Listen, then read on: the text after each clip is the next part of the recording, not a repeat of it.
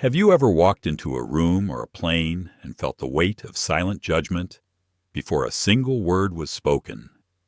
Imagine holding a ticket for a first-class seat, feeling the excitement of your journey, only to be met with doubt, suspicion, and the subtle sting of exclusion.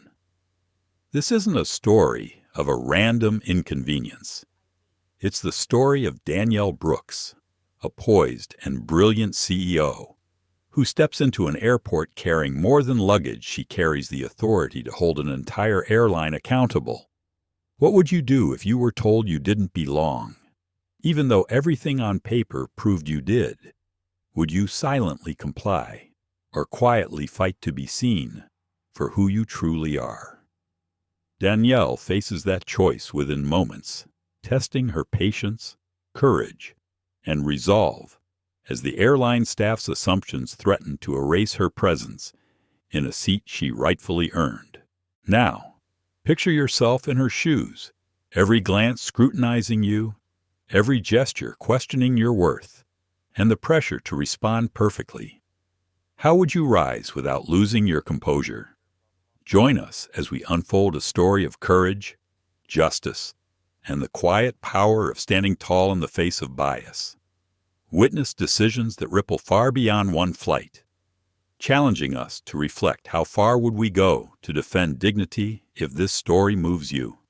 Make sure to like, share, and subscribe so we can continue exploring real stories that inspire change. Morning light slid across the polished floors of Atlanta International Airport, the kind of gold-blue glow that makes steel shine like water. Announcements echoed above the hum of rolling suitcases. Gate 19, Flight SCO 342 to Seattle. Danielle Brooks adjusted her gray blazer and rolled her small black suitcase toward the seating area. Her steps were steady, her eyes soft but alert. To anyone watching, she looked like another business traveler, tired, efficient, waiting for her turn to board. Only she knew this morning was more than a flight. It was a test. She found a seat by the window. Outside, rain misted lightly on the jet bridge. A toddler laughed near the vending machine. A man in a navy suit scrolled through his phone. Ordinary scenes. Yet Danielle felt the thin air of suspicion already forming around her. A whisper floated from 2 rows behind. "Do you think she's really flying?" "First class," one woman murmured. Danielle didn't turn. She'd heard that tone before, soft, questioning, dressed in curiosity but lined with doubt. Inside, she reminded herself to breathe. "Stay centered," she thought. "You're not here for pride. You're here for proof." 3 months earlier, the Department of Transportation had received a wave of complaints against SkyEast Airlines reports of subtle discrimination during boarding and seat upgrades. Danielle, a senior compliance auditor, had volunteered to investigate Undercover. She didn't need the disguise. She needed the truth that only unfiltered behavior could reveal. Still, the irony wasn't lost on her. She was the CEO of a mid-sized logistics firm and a part-time federal consultant used to boardrooms, not disguises. But sometimes justice demanded you sit quietly where you once sat proudly. The boarding screen flashed, pre-boarding first class and elite members. Danielle rose. Holding her leather folder and boarding pass marked Seat 3A, First Class. As she approached the gate, Karen Doyle, the gate agent, looked up with a thin smile. Her uniform was crisp, her tone professional, but edged with authority. "Good morning," Danielle said. Karen's eyes scanned the ticket, then Danielle's face, then back again. Just a moment, ma'am." She pressed her lips together and typed something on the keyboard. The line behind Danielle began to build. A few travelers shifted impatiently. "Is there a problem?" Danielle asked softly. Karen didn't look up. "Just a routine verification. We've had some irregular tickets lately." A man in a tailored blue suit approached beside Danielle. "First class, C3B," he said briskly. Karen scanned his pass. "You're all set. Mr. Grant, enjoy your flight." Danielle watched him walk down the jet bridge. Her own boarding pass still sat in Karen's hand. Inside, she felt a familiar ache, a quiet blend of disbelief and resignation. She spoke evenly. "This ticket was purchased directly through your site." Karen smiled again, the kind of smile that never touched her eyes. "Of course, ma'am. We just need to double-check your ID. Security measures. You know." Danielle handed over her driver's license. The woman studied it longer than necessary. The seconds stretched thin. A family of 4 waited behind her, watching. The mother whispered to her husband, then looked away quickly. Danielle heard every heartbeat of silence between the keystrokes. Finally, Karen printed something, stapled a paper, and returned the ticket. "You're good to go." Danielle nodded once and moved toward the jet bridge. Her pulse thumped at her wrist. She'd been through stricter screenings abroad. But somehow this small humiliation stung sharper because it was ordinary, almost invisible, inside the tunnel. She inhaled the scent of jet fuel and recycled air. The hum of engines masked her thoughts. She whispered to herself, "Remember this feeling." As she stepped onto the plane, she caught a glimpse of Chloe Hart, a young flight attendant greeting passengers. Chloe smiled, genuine, maybe 26, maybe new to the job. "Welcome aboard," Chloe said. Danielle nodded, grateful for that one simple kindness. First class shimmered with muted luxury cream leather seats, warm lighting, soft jazz playing. She found 3A, placed her bag overhead, and sank into the seat. For a moment, peace. She unfolded a magazine, but her mind drifted. How many times has this happened, she wondered. How many travelers never speak up because the insult hides behind courtesy? Her phone buzzed. A text from Marcus Lang. "I'm in row 29. Boarding smooth here. Observing patterns. Stay alert." She typed back, "Gate agent flagged me for verification." Same pattern as report number 42. Marcus replied with a single-word document. Danielle glanced around the cabin, noting every detail of the agent's name tag, the order of boarding, the seat assignments. She'd file it later. The plane filled quickly. Passengers tucked briefcases under seats, murmured about meetings and weather. The man from 3B, Mr.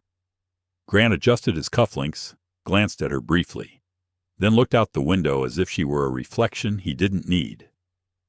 The cabin door closed. Danielle exhaled, half relief, half vigilance. Then, as the engines roared to life, she caught a whisper from behind her. "She got upgraded last minute." "I bet," a voice said. Another replied, "Yeah, probably a standby. Doesn't look like a regular." Danielle turned slightly, enough to see 2 middle-aged women sharing a conspiratorial smile. She didn't speak.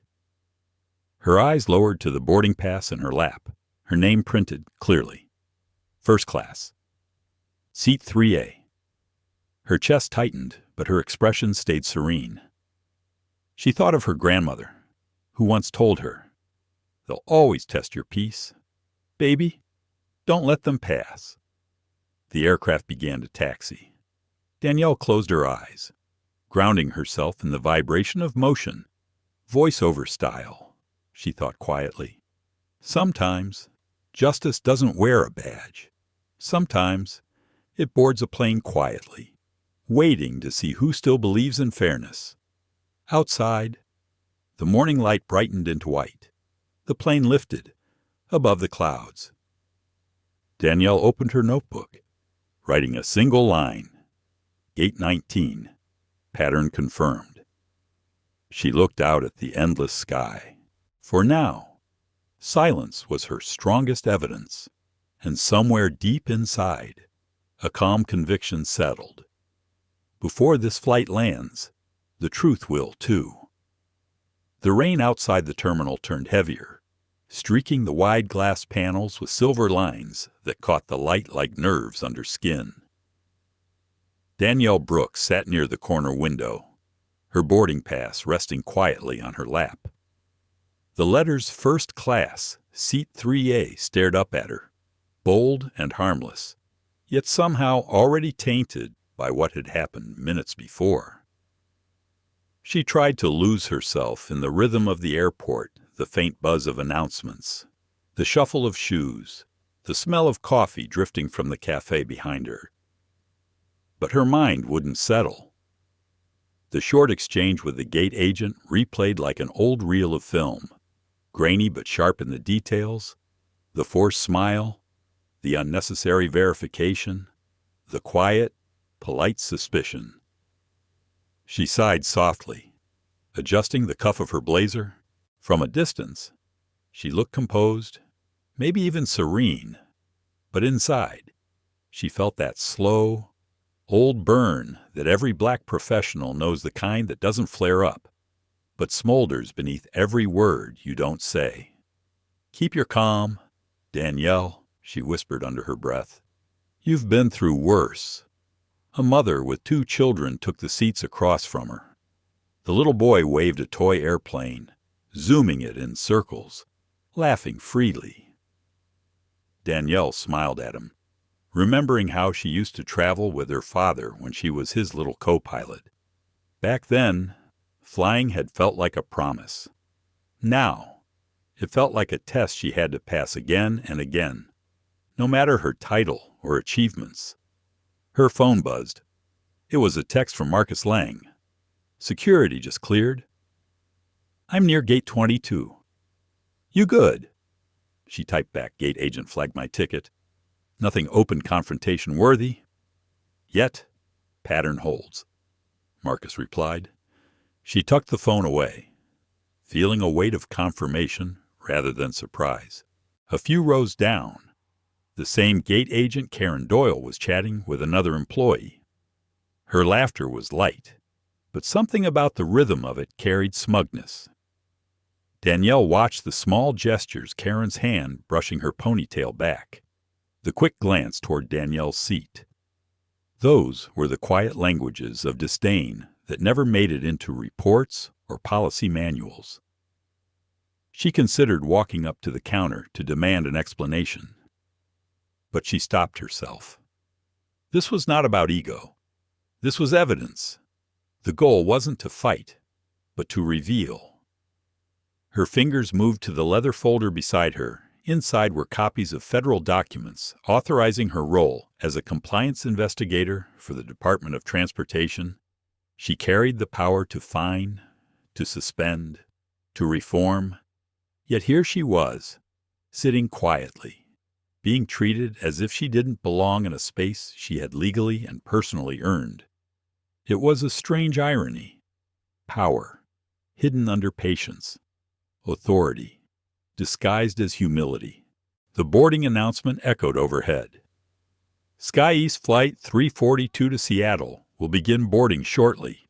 First-class passengers and Platinum members, please line up at Gate 19. Danielle rose, smoothing her jacket. The familiar tension returned, a small coil of energy that wrapped around her ribs. Every step toward the gate felt heavier than it should have. Karen Doyle was already at the podium again, her expression neatly composed. "Good afternoon," she said, scanning the group forming the line. Her tone was perfectly neutral, at least, on the surface. When Danielle reached the front, Karen's gaze flicked upward and froze just for a fraction of a second. "Oh," she said lightly, "you're back." "I am," Danielle replied evenly. "You already verified my ticket." Karen nodded, pretending to check her monitor again. "Of course. Just being thorough." Danielle could feel the stares from people behind her. The businessman from earlier, Lewis Grant, shifted impatiently, sighing loud enough for everyone to hear. "Can we move this along?" Karen smiled thinly at him. "Just one moment." "Sir." Then to Danielle, "Ma'am, we're just double-checking something on our system. Sometimes the ticketing sync delays with government-issued IDs." The words were polite. The tone was polite. But the implication was anything but. Danielle asked quietly, "Are you suggesting my identification is an issue?" Karen shrugged. "It happens sometimes. I just want to be sure everything's clear." A pause. The hum of conversation from the waiting area softened, as if the whole gate were listening. Danielle took a slow breath. "You verified my ID less than 10 minutes ago. You said I was cleared. Is there a reason you're checking again?" Karen's eyes hardened for a second before she smiled once more. Voice sugar smooth. "Just procedure, ma'am." Danielle leaned in slightly, lowering her tone so only Karen could hear. "Procedure doesn't change in 10 minutes, Ms. Doyle, but bias does." Karen blinked. Her hand paused over the keyboard. For the first time, a faint crack appeared in her calm. "Excuse me." Danielle's expression stayed neutral. "You're excused." The line behind her shifted. Someone coughed. Karen, cheeks pinking, tapped a few more keys and handed back the boarding pass. "Enjoy your flight," she said tightly. Danielle met her gaze, not with triumph, but with quiet pity. "You too," she said, and turned toward the jet bridge. As she walked down the narrow tunnel, she let the air cool her temper. She wasn't angry, not exactly. What she felt was older than anger. It was fatigue, the kind that settles in bones, not nerves. She found her seat in 3A again and placed her bag carefully overhead. The man in 3B, Lewis Grant, had already settled in, talking on his phone. He didn't acknowledge her presence.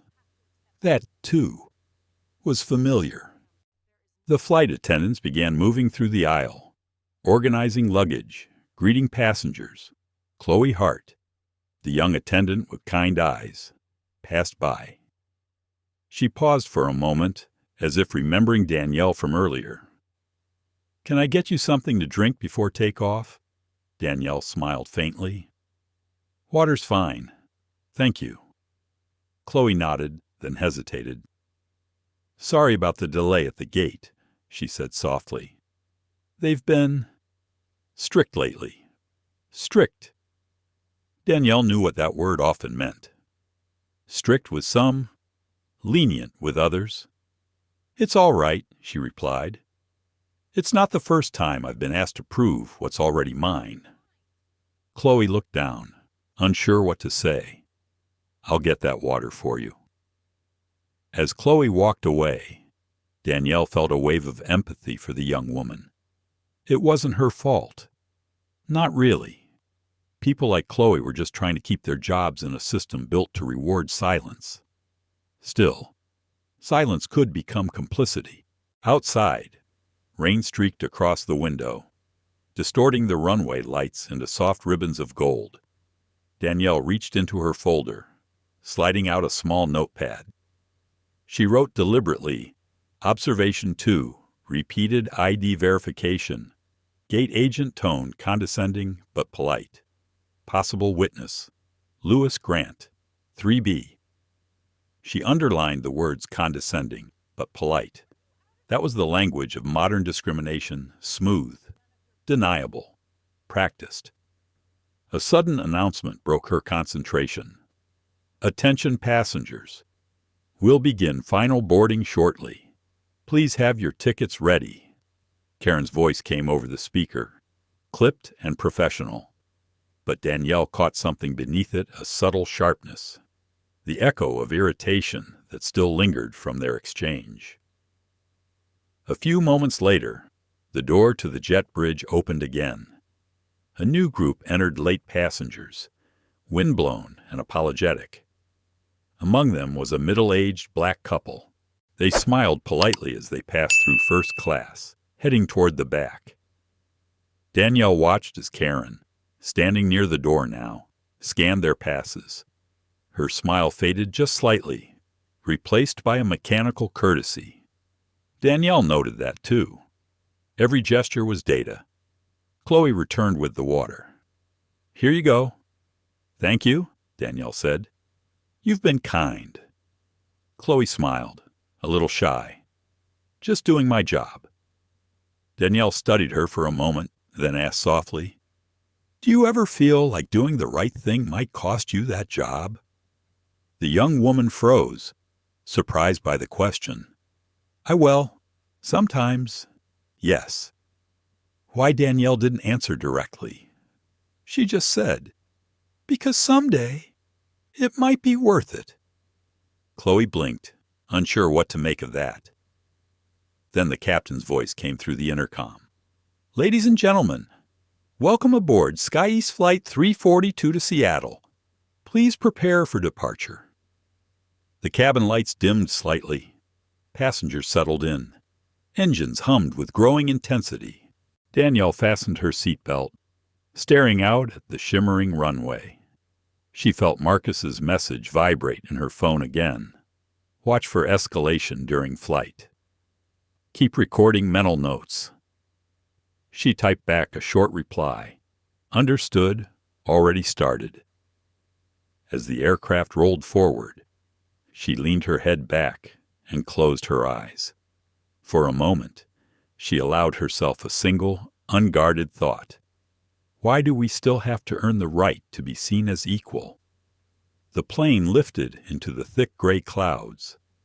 Danielle opened her eyes again, watching the horizon split between storm and sunlight. Her heartbeat steadied. In that quiet, she made herself a promise. No matter how polite the prejudice, no matter how subtle the slight, I will not let it pass unseen. The engines roared louder, drowning everything else out. Yet her own voice silent, strong, rose above the noise within her. This isn't about me. It's about everyone who ever got told they didn't belong in the seat they paid for. The plane cut through the clouds, rising toward clear sky. Danielle's reflection in the window looked calm, almost peaceful. But behind that calm, her mind was sharp as glass. She smiled faintly, whispering to herself, "Let's see what truth looks like at 30,000 feet." Outside, the rain disappeared. The sun emerged like forgiveness. The journey, the real one, had just begun. The cabin smelled faintly of citrus and new leather, that quiet, expensive scent meant to make people forget the price they paid to feel superior. Danielle Brooks eased into seat 3A, setting her bag in the overhead bin with deliberate care. The hum of the plane seemed softer here, more controlled, like the world outside was distant and irrelevant. She wanted to believe the tension she carried from the gate would dissolve in this plush silence, but she knew better. Bias never stayed at the boarding door. It found its way down every aisle. She glanced around the cabin. Only a handful of passengers occupied the first-class seats, a young woman tapping her laptop furiously, an older couple whispering over glasses of wine, and beside her, Lewis Grant, the man from 3B, who now looked completely absorbed in his phone. He hadn't spoken to her, not even a nod of acknowledgement. That, too, carried its own message. Chloe Hart, the flight attendant, passed through again, collecting empty glasses from pre-boarding service. "Can I get you anything else before takeoff?" "Ms. Brooks' water is fine," Danielle replied, her voice calm. Chloe nodded politely and continued her duties. Danielle appreciated her professionalism. It was one of the few small courtesies she'd been shown this morning. But as she settled back, she caught a subtle glance from another flight attendant across the cabin, a woman in her late 40s with a neat bun and the kind of authority that came from years in service. Her name tag read Maria Torres, the lead flight attendant. Maria's eyes lingered on Danielle for a fraction too long before turning away. Danielle felt it again, that shift in air pressure, that almost invisible hum that told her she was being measured, weighed, and quietly doubted. She straightened, fixing her gaze out the window. Just document, not react. Moments later, the door to the cabin reopened. Danielle turned instinctively. Karen Doyle, the gate agent from earlier, appeared in the aisle, clipboard in hand, her expression tight. Chloe's face tensed slightly when she saw her. Karen walked briskly down the narrow path, stopping at Danielle's seat. "Miss Brooks," she said sharply, her tone colder than it had been at the gate. "We have a situation with your seat." Lewis glanced up, curious. Danielle blinked once. "A situation?" "Yes." Karen adjusted the papers in her hand. "It appears your seat has been double booked. I'll need you to move to another seat in economy until we sort it out." For a heartbeat, Danielle thought she'd misheard. "I'm sorry." What Karen's smile didn't reach her eyes. "The reservation system duplicated seat 3A. We'll need you to relocate." Danielle kept her tone level, though the pulse in her neck quickened. "That's highly irregular. I was seated with a valid, confirmed ticket." Did something change in the manifest? Karen's jaw tightened. "Ma'am, please gather your belongings. We need to seat another passenger here." Danielle followed her gaze, and there he was. A white man in his mid-40s, wearing a tailored blazer and an expensive watch, standing a few feet behind Karen. He looked mildly annoyed, checking his phone every few seconds. "That's my seat," he said casually, pointing toward 3A. "I paid for that upgrade at the counter this morning." The statement hung in the air like a spark waiting for oxygen. Danielle studied him carefully. "Then perhaps there's a booking error that can be resolved without displacing someone who is already seated." Karen's tone hardened. "We've already verified his purchase. Please cooperate, ma'am, so we can keep the boarding process on time." Chloe looked uneasy, glancing between them. "Karen, maybe we should." Karen cut her off. "Please, Chloe, handle the beverage service." Danielle drew in a slow breath. She could flash her credentials.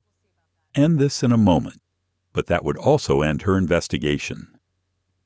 This was the pattern she needed to witness unfold: assumption, dismissal, rationalization. "May I see documentation of the double booking?" Danielle asked quietly. Karen's lips pressed into a thin line. "That's confidential, ma'am. You can follow up with customer service after landing." Danielle met her gaze steadily. "So I'm being removed without proof of error or compensation." Karen straightened, voice sharp enough to cut. "Those are your options. Move to economy or deplane and take the next flight." The cabin had fallen silent. Even the jazz soundtrack seemed to fade. Lewis looked uncomfortable, pretending to check his phone again. Danielle felt the weight of every watching eye. The humiliation wasn't loud. It was surgical, quiet, and efficient. That made it worse. She nodded slowly, gathering her bag from the overhead compartment. "I see," she said, her voice steady but carrying a quiet gravity. "I'll comply for now." As she stepped into the aisle, she heard a faint gasp from the older couple 2 rows ahead. One of them whispered, "That poor woman." Karen gestured toward Chloe. "Escort, Ms. Brooks to row 26, please." Chloe hesitated, but she, "Now, please." Danielle walked past Karen without another word. Every step toward economy felt like walking deeper into something heavy and invisible. The murmurs behind her buzzed like static. Chloe led her down the narrow aisle, past rows of faces, some sympathetic, most indifferent. Danielle kept her chin lifted, her expression unreadable. Her mind, however, was recording every detail: the timing, the tone, the posture of those involved. When they reached row 26, Chloe gestured to the middle seat. "I'm sorry, Ms. Brooks," she whispered. "This is all we have right now." Danielle managed a faint smile. "Don't apologize for doing what you're told." Chloe blinked, shame flickering in her eyes. "I'll make sure you're comfortable." "I'll manage," Danielle said gently.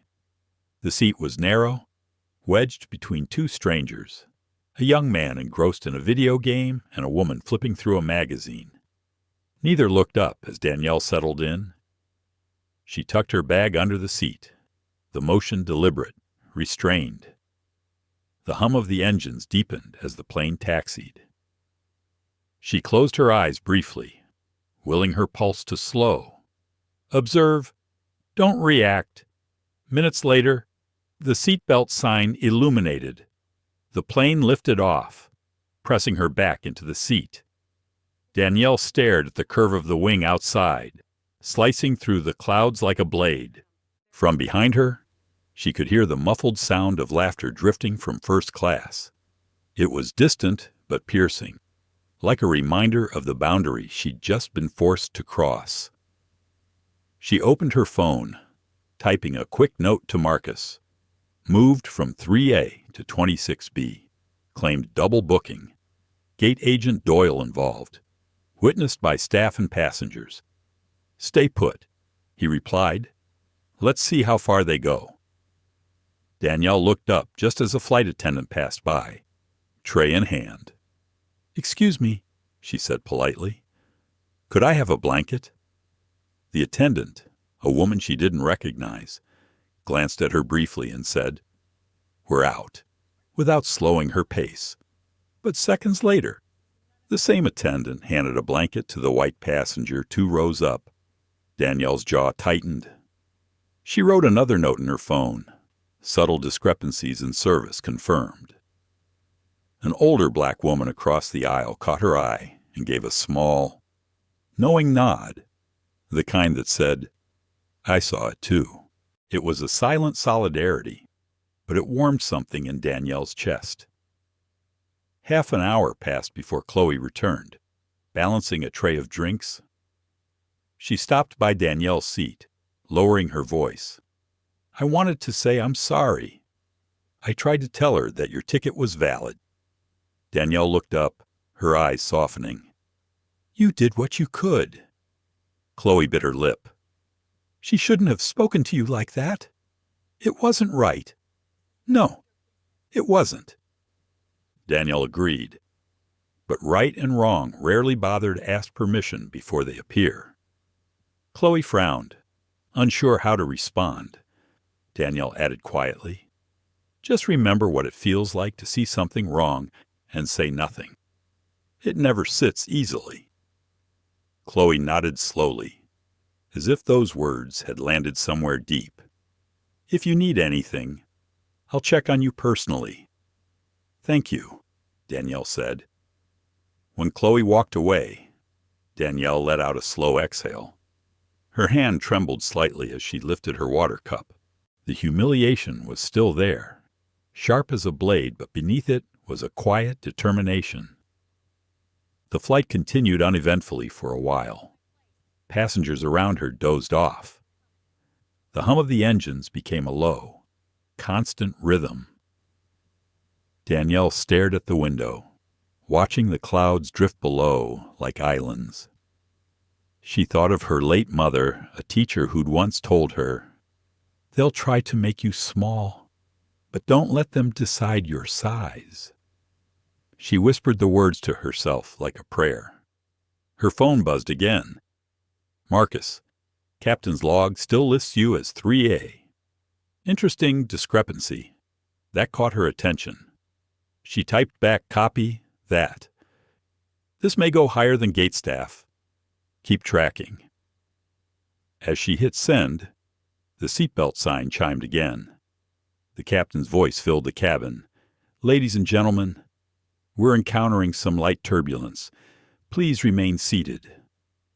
The plane trembled slightly, and Danielle gripped the armrest. Not from fear, but anticipation. She could feel it. Something else was brewing. This wasn't the end of the humiliation. It was only the beginning of exposure.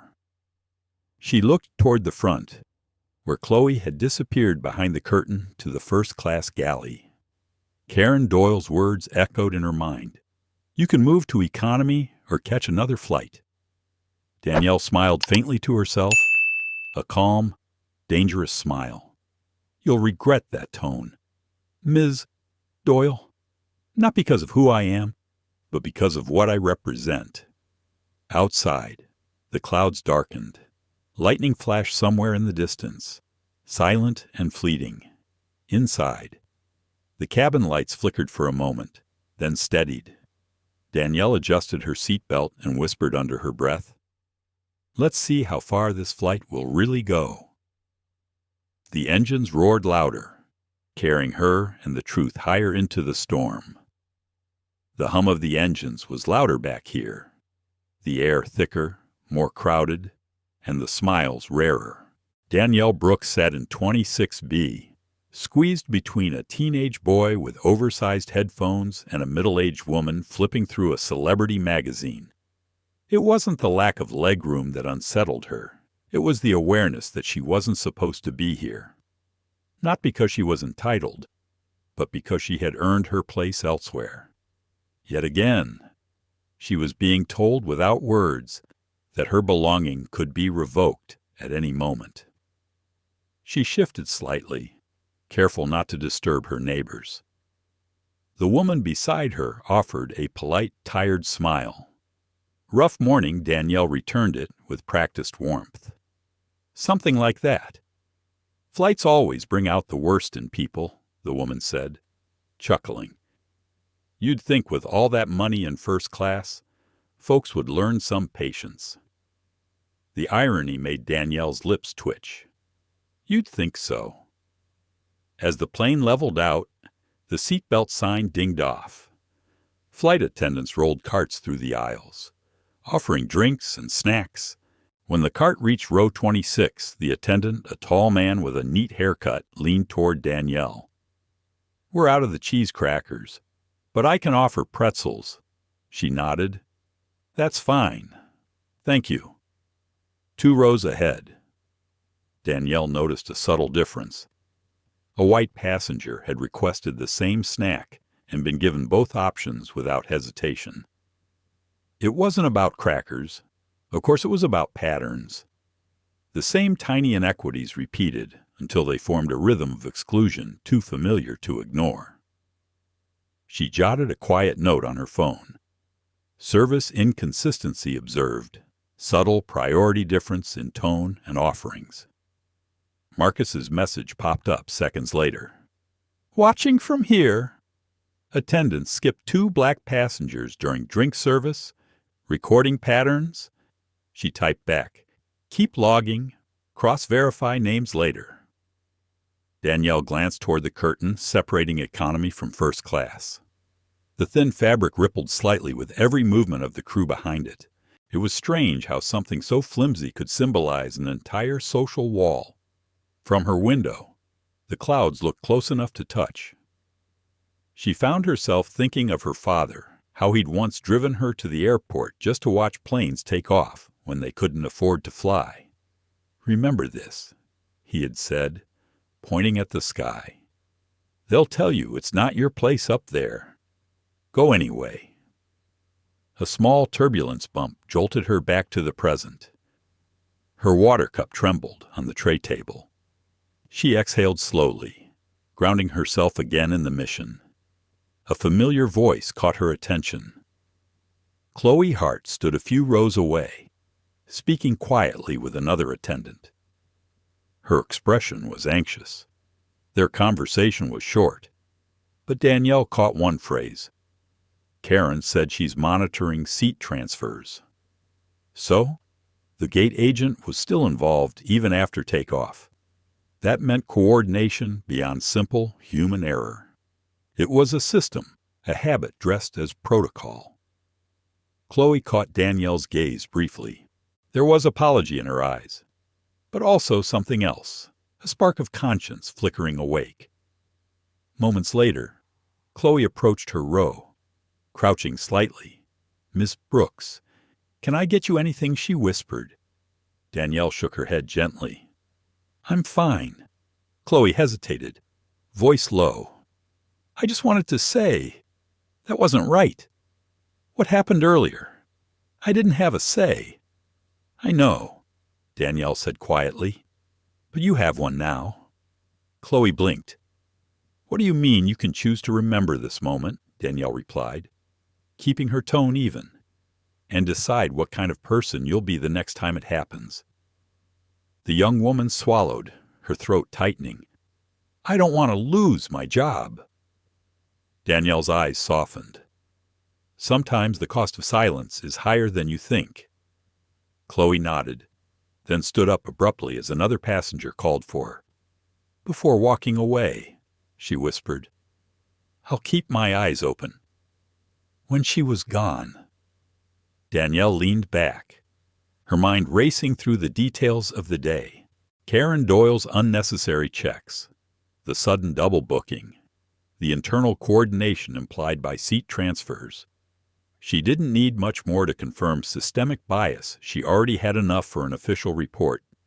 But she wanted the truth to reveal itself naturally, unprovoked. That was how lasting change began, not forced, but undeniable. She looked toward the aisle, where Maria Torres, the lead attendant, made her slow rounds. Maria's professionalism was impeccable, but there was tension behind her smile. She avoided eye contact with Danielle, focusing instead on rows ahead.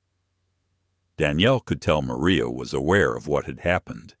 She could sense it in the stiffness of her movements. When Maria finally passed by, Danielle spoke softly. "Ms. Torres." Maria froze, then turned. "Yes, ma'am. I appreciate how smoothly you're managing the cabin," Danielle said evenly. "It can't be easy keeping calm when others create chaos." Maria blinked. "Excuse me, never mind," Danielle said. "Just know that integrity shows even when people pretend not to see it."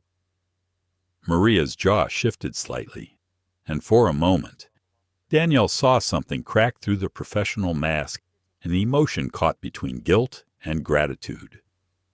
She gave a small nod before walking away. The hum of the cabin resumed its steady rhythm. Danielle pulled out her notebook, jotting short, factual entries. Each sentence was precise, devoid of anger. That was how truth worked best in clean, unemotional lines that spoke louder than outrage. Row 26 wasn't quiet anymore. Behind her, someone snored softly. The boy beside her laughed at a video game. The woman with the magazine had drifted into sleep, her head tilting toward Danielle's shoulder.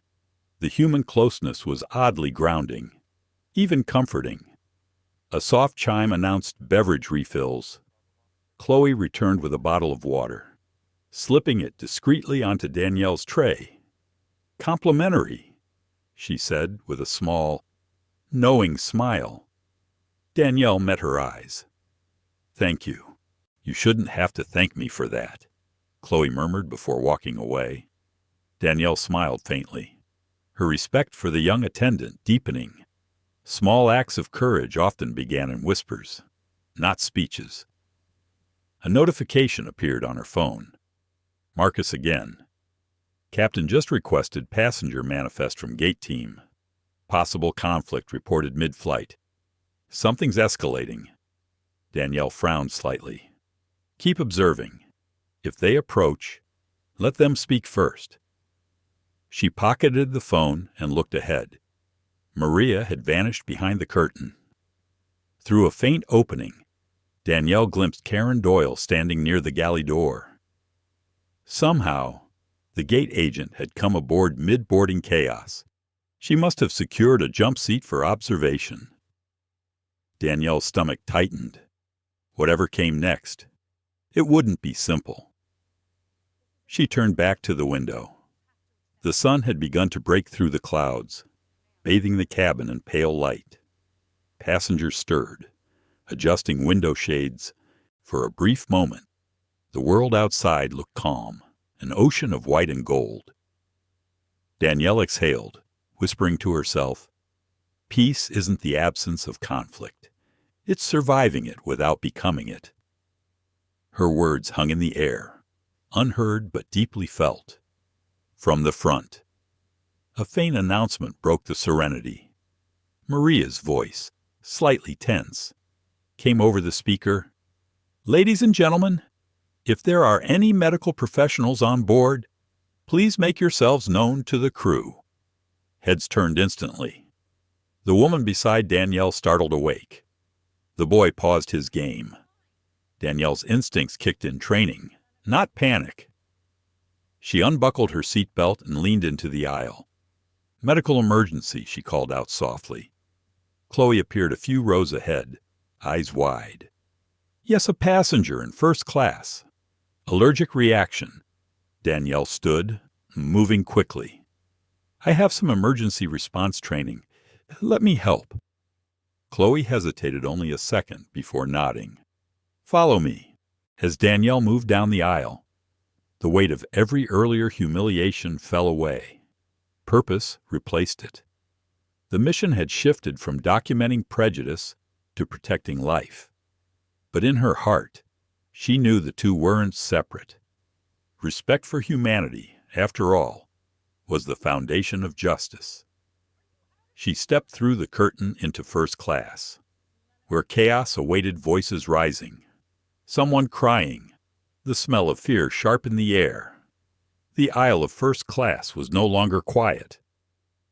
As Danielle stepped through the curtain, she was met by the sound of panic voices overlapping, passengers leaning into the aisle, and the faint metallic rattle of trays hurriedly pushed aside. A woman slumped in seat 2C, her skin pale, her breathing ragged. Chloe Hart knelt beside her, shaking slightly as she held an oxygen mask near the passenger's face. "She can't breathe," Chloe whispered, her voice trembling. "She said something about peanuts." Danielle dropped to her knees without hesitation. "Anaphylaxis?" she asked. "Yes," Chloe said, eyes wide. "But the EpiPen, we can't find it." Danielle's tone shifted, calm and authoritative. "Check the emergency kit, top compartment. Now." Passengers murmured nervously. A man stood, trying to help, while another muttered about delays. Danielle ignored the noise, focused only on the woman gasping before her. "Stay with me," she said softly, one hand steady on the woman's shoulder. "We're going to fix this." Chloe returned with the kit, fumbling to open it. "Here," she said, handing Danielle the injector. Danielle confirmed the dosage, lifted the woman's sleeve, and pressed the EpiPen into her arm. 1, 2, 3. She counted under her breath, holding firm until the medication was delivered. The woman's breathing began to ease, though shallowly at first. Around them, the chaos dimmed into a collective hush. The older couple from row 1 clutched each other's hands. Lewis Grant stood at the back of first class, staring with uncharacteristic unease. "Pulse stabilizing," Danielle murmured. "She'll need follow-up treatment when we land, but she's out of immediate danger." Chloe let out a shaky breath. "You just saved her." "I did what needed to be done," Danielle replied gently. "Now, get me the captain." Before Chloe could move, the intercom crackled. "Lead flight attendant to cockpit." A calm voice called. It was Captain Stephen Cole. Moments later, he emerged from the cockpit, tall, steady, a man in his late 40s with a weathered calm that came from years in the air. He took in the scene quickly, Danielle kneeling beside the recovering passenger, Chloe pale but attentive, Maria Torres standing frozen near the galley. "Who administered the EpiPen?" he asked. Danielle rose, brushing her knees. I did. Passenger's stable now. She needs medical support upon landing. The captain nodded. Professional, but curious. You're trained? Yes, Danielle said simply. Emergency response certification. Federal level. Chloe's eyes darted toward Maria, who looked uncertain. Captain Cole studied Danielle for a moment, as though sensing there was more to her than she was saying. Thank you, he said sincerely. You may have saved her life. Danielle inclined her head. Glad she's safe. As the captain turned to coordinate with the crew, Karen Doyle appeared again, stepping forward from the jump seat near the galley.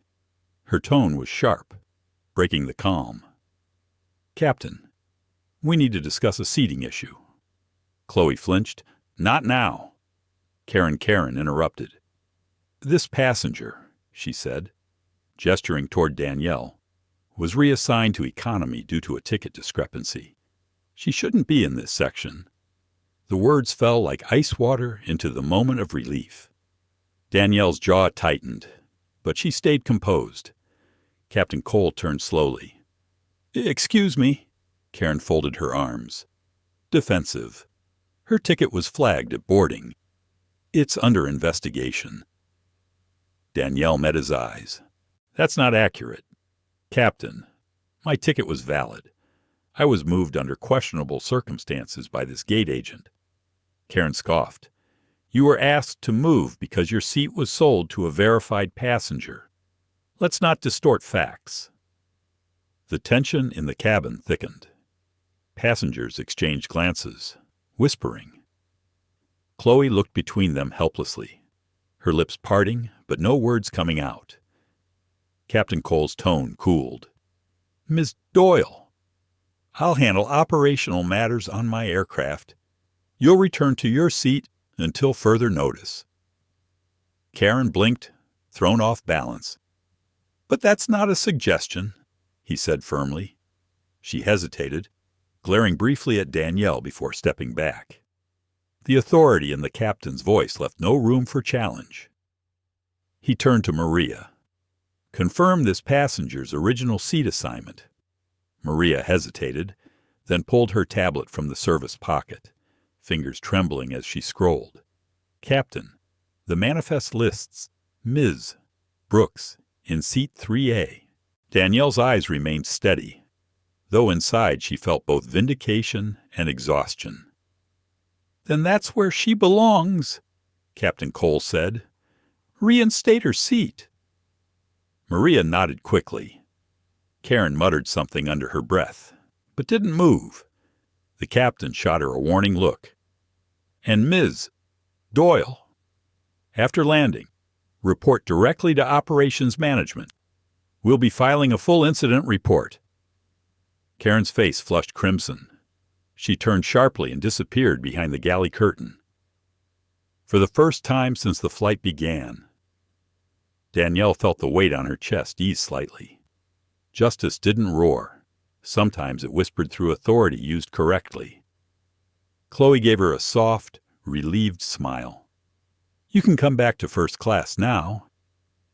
Danielle glanced at the woman she'd saved Evelyn Scott, as she'd learned from her ID tag. Evelyn's eyes fluttered open, still weak but aware. Thank you, she murmured hoarsely. I thought I was done for. You're going to be fine, Danielle said, offering her a reassuring nod. Just rest. As Chloe helped settle Evelyn back, Danielle followed Maria toward her rightful seat. The aisle felt longer this time, lined with silent observers who watched her return as if witnessing something unspoken. A restoration, not just of a seat, but of dignity. When she reached 3A again, she placed her bag overhead with quiet composure. Lewis Grant looked uncomfortable, his earlier arrogance now replaced with guilt. Didn't know it was like that, he muttered. I imagine you didn't, Danielle said softly. Sitting down. That's the point. He shifted awkwardly, pretending to busy himself with his phone. The cabin lights dimmed slightly as the plane steadied at cruising altitude. Captain Cole's voice came over the speaker. "Ladies and gentlemen, we've had a minor medical event that's been resolved. Thanks to the quick actions of one of our passengers, everyone is safe. We'll continue to Seattle as planned." A quiet ripple of applause spread through the cabin. Danielle didn't bask in it. She only nodded, more to herself than anyone else. Recognition wasn't her goal. Truth was, Maria stopped by her seat, her voice low. "I'm sorry for earlier. I should have said something when they asked you to move." Danielle looked at her, measuring the sincerity in her tone. "It's not too late to do the right thing, Ms. Torres. It never is." Maria's eyes glistened slightly. She nodded and left without another word. For a while, silence filled the space between them. The hum of the engines, the faint rustle of paper, the rhythmic breathing of passengers, all of it felt heavier, more meaningful now. Danielle opened her notebook again and wrote slowly. Captain Cole intervened with professionalism. Gate Agent Doyle challenged authority mid-flight. Witnesses present. Integrity verified under pressure. She set her pen down and stared out the window. The sky outside was clear, endless blue stretching to infinity. Below, the clouds looked like soft continents drifting in peace. Inside, though, she could feel the current of something unresolved. Karen Doyle wasn't finished. People like her rarely let go quietly. And Danielle knew from years of experience that when discrimination was cornered, it didn't vanish. It fought dirtier. Still, for now, the balance had shifted. Truth had started to surface, carried by courage from unexpected places, a young attendant's conscience, a captain's sense of fairness, a woman's refusal to shrink. Chloe approached once more, setting down a cup of tea. "Compliments of the captain," she said. Danielle smiled. "Tell him I appreciate it." As Chloe walked away, Danielle whispered under her breath, "Maybe the skies are learning. One flight at a time." The engines purred steadily. Outside, sunlight poured through the window, washing everything in gold. Danielle leaned back, eyes soft but unyielding. She knew this wasn't the end of her journey. It was only the midpoint of a truth that would demand to be seen. The cabin had grown quiet again, but it wasn't the same kind of quiet as before. This one was charged thick with the weight of everything that had just happened. Danielle Brooks sat in 3A, her notebook resting open on her lap, the pen still in her hand. Her fingers traced the last line she'd written, though her thoughts were elsewhere. She could still hear Evelyn Scott's labored breaths, still feel the pulse under her fingertips as life slowly steadied. And behind it all, she could still sense Karen Doyle's presence lingering somewhere in the galley, a ghost of arrogance unwilling to vanish. Outside, the sky was a perfect contradiction, bright sun piercing through layers of dark clouds. The plane flew through it like a blade cutting between peace and storm. Danielle stared out the window, half expecting the world to mirror what she felt inside calm above, turbulence beneath. A soft knock on her armrest pulled her attention back. Chloe Hart stood there, her voice low. "Captain Cole asked if you'd be willing to speak with him after the seatbelt sign goes off. He wants to thank you properly." Danielle nodded. "Of course. And how's Evelyn?" "She's stable. Resting now. We've got a nurse in row 2 keeping an eye on her. You really saved her life. Sometimes life gives you the chance to do what's right," Danielle said gently. "You just have to take it."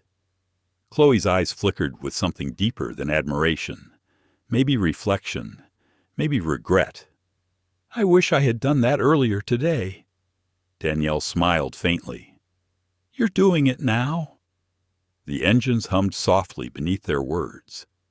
Chloe gave a small, almost grateful nod before walking away. Danielle leaned back again, her gaze drifting toward the aisle. She could feel the shift among passengers, the way people now looked at her differently, with quiet respect. The same faces that had turned away earlier now seemed aware, as if realizing what bias looked like when stripped of excuses. She didn't need their validation, but she noted it anyway. Change often started with discomfort. 15 minutes later, the seatbelt sign chimed off. Maria Torres approached, her professionalism carefully rebuilt, but her voice gentler than before. "Ms. Brooks, the captain would like to see you in the cockpit when you're ready." Danielle closed her notebook and followed her through the narrow passageway. The air up front felt lighter, freer, though tension still hummed beneath it. When the door opened, Captain Stephen Cole turned from his seat, removing his headset. "Come in," he said warmly. "Please, sit." Danielle stepped inside the cockpit, the panoramic view of clouds stretching endlessly before them. For a moment, she let herself admire it, the serenity of control, the illusion that the world below couldn't touch them here. "I wanted to thank you personally," the captain said, his tone sincere. "You acted faster than most trained medics would have. The passenger's husband wanted me to tell you how grateful he is." "I'm glad she's all right," Danielle replied softly. He studied her for a moment. "You're not a doctor, but you handled that like someone used to emergencies." "I've had experience dealing with crises," she said, choosing her words carefully. Captain Cole nodded, though she could tell he sensed more behind her calm. "If you don't mind me saying, Ms. Brooks, you don't seem like a regular passenger." Danielle smiled slightly. "What makes you say that?" He chuckled. "Instinct. You don't panic. You observe. That's the behavior of someone trained to see the full picture." Her gaze met his, steady. "Let's just say I believe in accountability, Captain, especially when people forget what that word means." He tilted his head, understanding dawning in his eyes. "You're not just a traveler, are you?" Danielle didn't answer directly. "Instead," she said, "when this flight lands, you'll understand everything. For now, all I ask is that your crew be treated fairly, even the ones who made mistakes. Some of them can still learn." The captain leaned back, thoughtful. "You have my word." Just as he was about to speak again, the intercom crackled. Maria's voice came through, strained. "Captain, we might need you up front. Passenger complaint Karen Doyle insists on access to passenger records mid-flight." Cole frowned. "Unbelievable." He turned to Danielle. "Stay here a moment." Danielle shook her head. "No, I think I should be there too." He didn't argue. Together, they stepped back into the first-class cabin. Karen stood near the galley, phone in hand, arguing with Maria. "You can't stop me from doing my job. I'm verifying an irregular passenger list." Maria stood her ground. "You've been relieved of duty for this flight." "Karen." Karen's eyes blazed. "You're protecting her," she hissed, nodding toward Danielle. "That woman doesn't belong here. She's lying about her identity." A ripple moved through the cabin, soft gasps, whispers, the tense electricity of confrontation. Danielle stepped forward, voice steady as glass. "Careful. Ms. Doyle, every word you say right now is becoming evidence." Karen turned, startled. "Evidence?" "Yes," Danielle said calmly. "For the Department of Transportation's Division of Civil Rights Compliance." The color drained from Karen's face. You're what Danielle held her gaze, her words deliberate. "I'm a federal auditor assigned to investigate discriminatory practices in commercial air travel." Congratulations, Miss Doyle. You've just provided first-hand confirmation. The silence that followed was absolute. Even the hum of the engine seemed to fade beneath the weight of the revelation. Passengers leaned forward, eyes wide. Karen's mouth opened and closed. You can't, this isn't." Captain Cole's voice cut in, cold and decisive.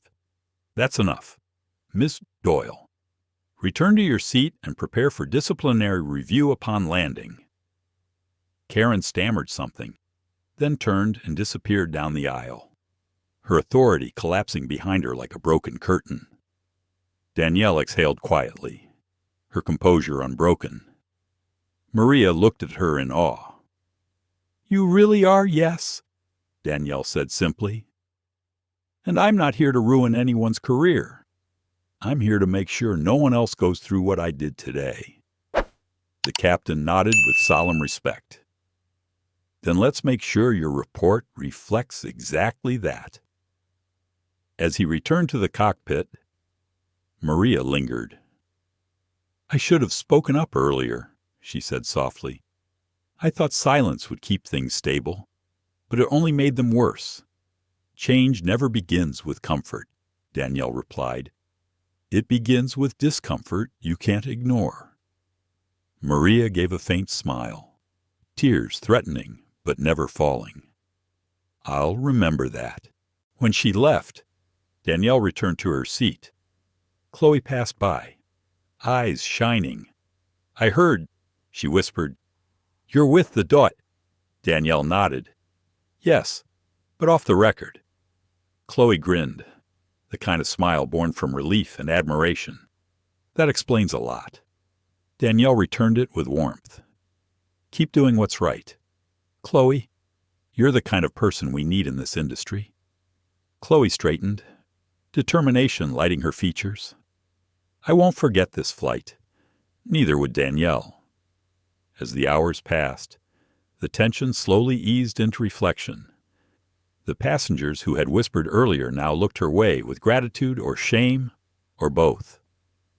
Lewis Grant offered a quiet nod when she met his gaze. Evelyn Scott, still resting but recovering, managed a weak smile. Danielle took a slow sip of her tea, watching sunlight stretch across the wing. There was peace in the sound of the engines now, a rhythm that felt earned. She opened her notebook once more and wrote carefully. Bias confronted, integrity verified. Justice begins not with punishment, but with truth revealed. The captain's voice broke through her thoughts once again. "Ladies and gentlemen, we've cleared the last of the turbulence. We expect smooth skies all the way to Seattle." Danielle looked outside as the clouds broke apart, revealing the deep, endless blue.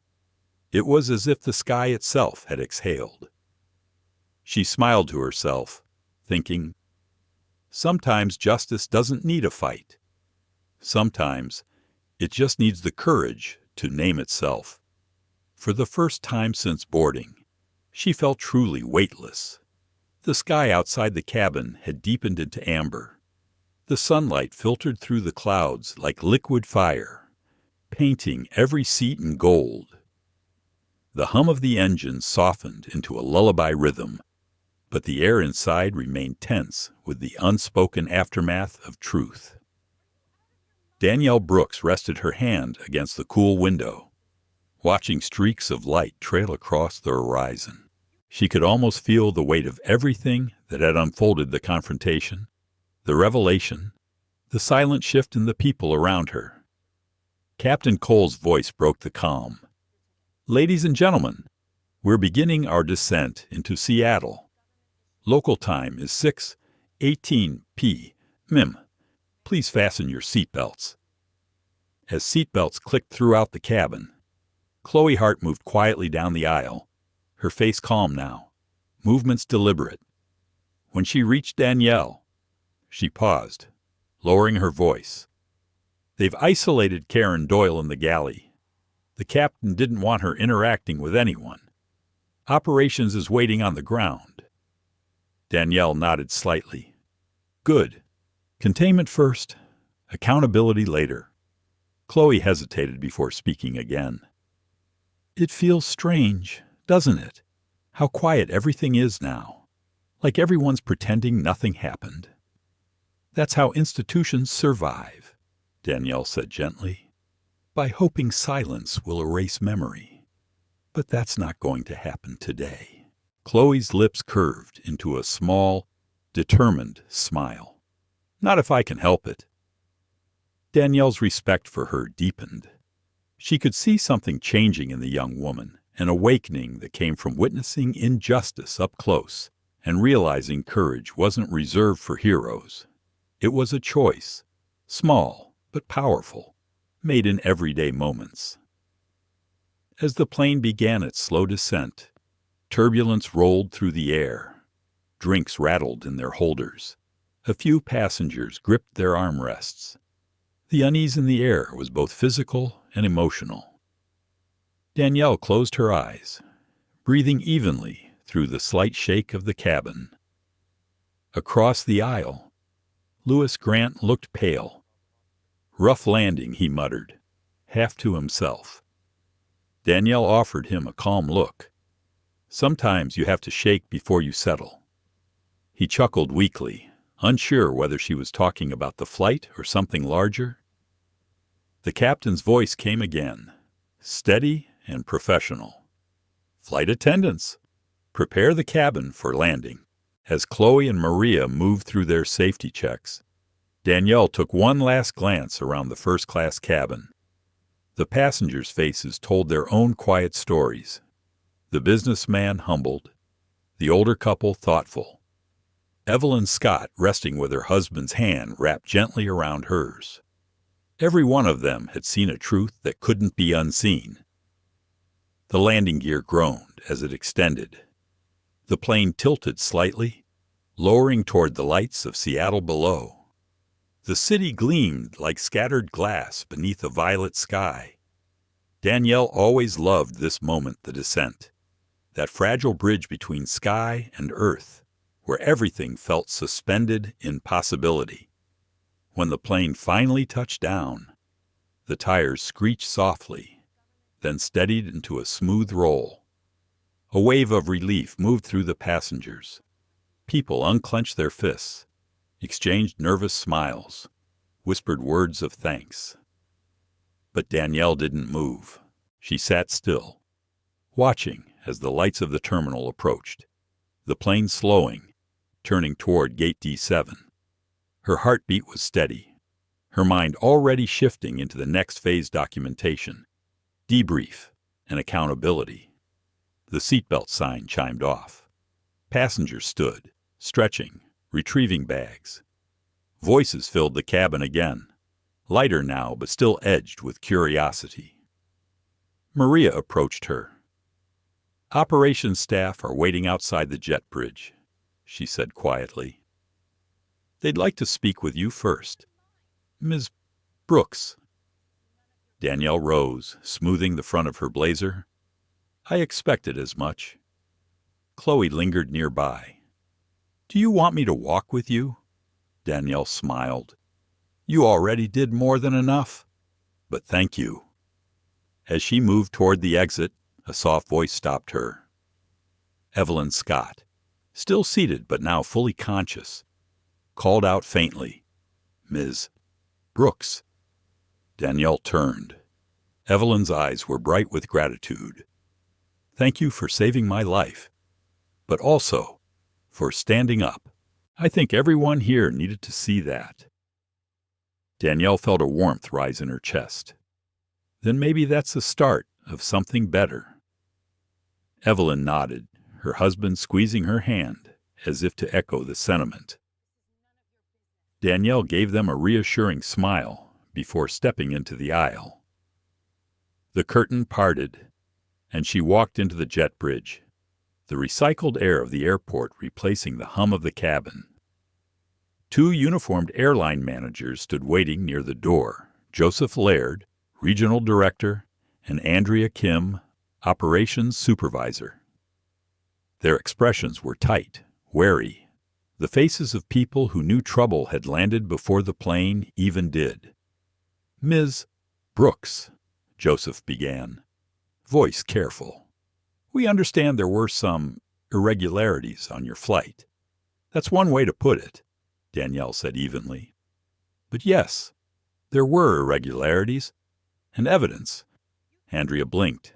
"Evidence." Danielle met her gaze. "Enough to open a formal investigation. Discriminatory treatment by an employee under your supervision. I'll be forwarding a preliminary report to the Department of Transportation within 24 hours. The words hung in the air like a gavel. Joseph cleared his throat. "We assure you this will be handled internally. I'm sure it will." Danielle interrupted, her tone polite but unyielding. "But internal isn't enough anymore." Behind her, Captain Cole emerged from the cabin, his presence commanding instant attention. "They'll cooperate," he said, his voice firm. "I'll personally provide a statement confirming what I witnessed." Joseph looked uneasy. "Of course, Captain." Danielle nodded appreciatively. "That will go a long way." Moments later, Karen Doyle was escorted out of the plane by airport security. Her once perfect uniform looked wrinkled, her posture deflated.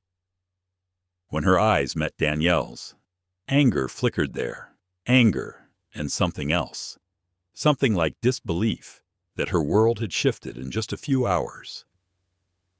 "I didn't mean for it to go this far," Karen whispered, her voice brittle.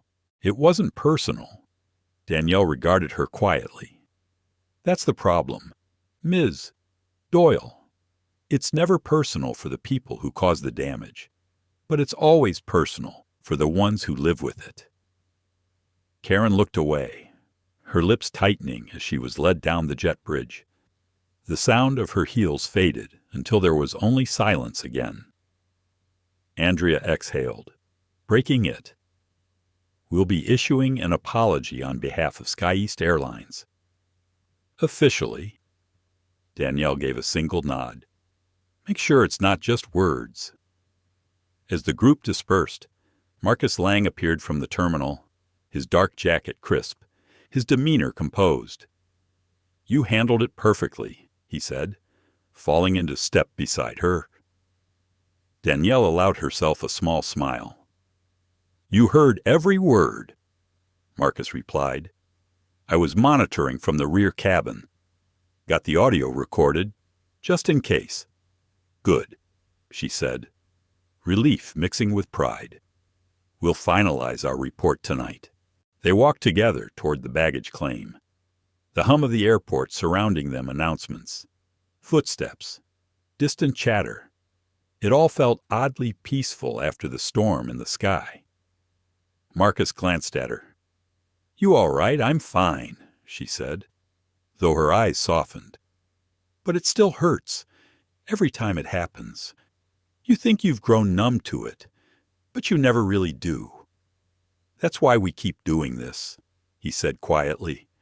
"Because if it hurts, it still matters." She looked at him, gratitude passing silently between them. "Then let's make it matter. Later."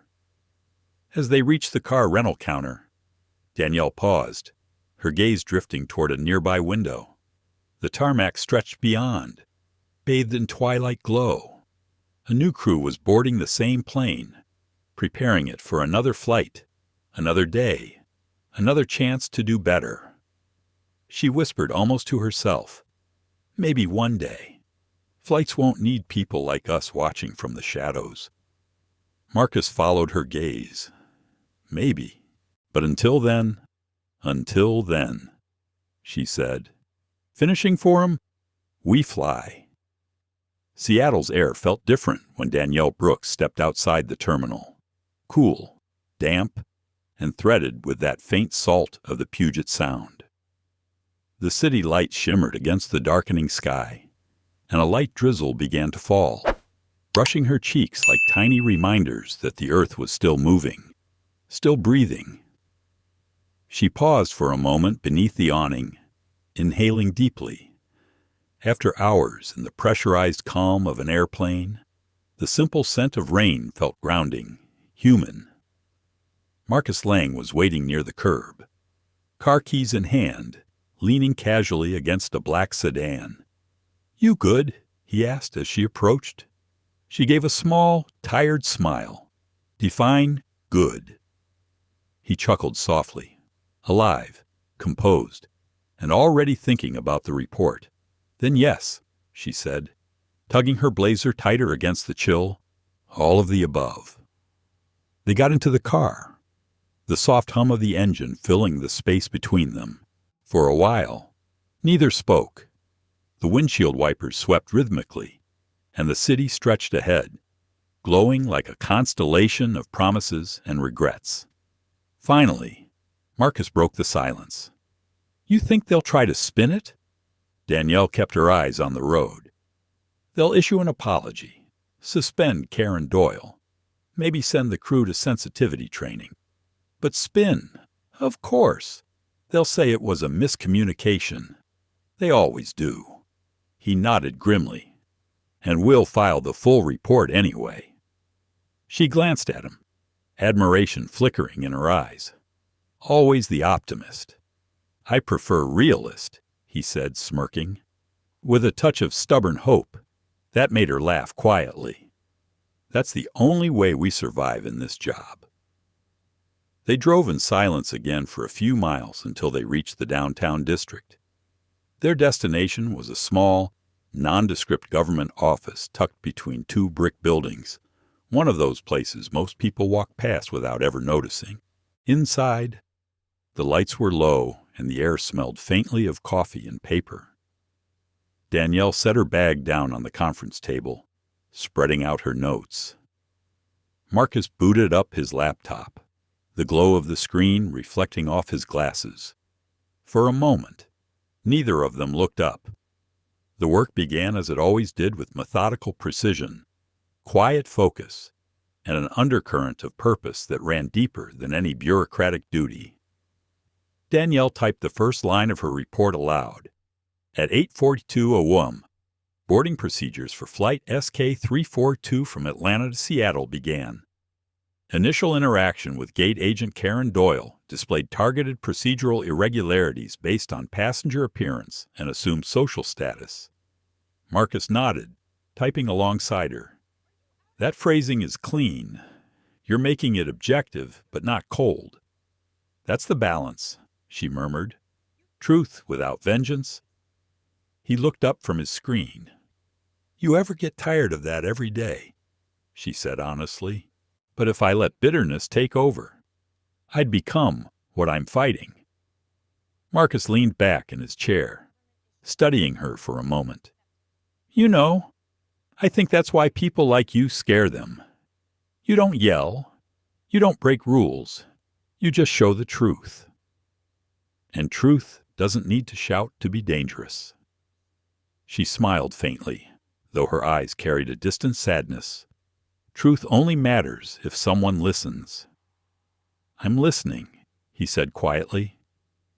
They worked for nearly 2 hours, documenting every detail, timestamps, statements, behaviors, corroborating witnesses. Marcus uploaded Chloe Hart's written account. She'd already sent it to the department via encrypted email. The captain's statement arrived next, concise and professional, confirming Danielle's version of events. Maria Torres had submitted hers too, apologetic but honest. When they finished, Danielle leaned back, stretching. "That's everything," she said. "Now it's in motion." Marcus closed his laptop with a satisfying click. "So what happens next?" She looked out the rain-streaked window. An internal audit, formal reprimands, maybe a fine, maybe policy change, maybe, he echoed. The word hung between them like fog, hopeful but uncertain. Danielle poured herself a cup of lukewarm coffee from the machine in the corner. "You know," she said softly, "every time I do one of these investigations, I hope it'll be the last, that maybe people will finally get it. And every time, Marcus said, someone reminds you why you're still needed.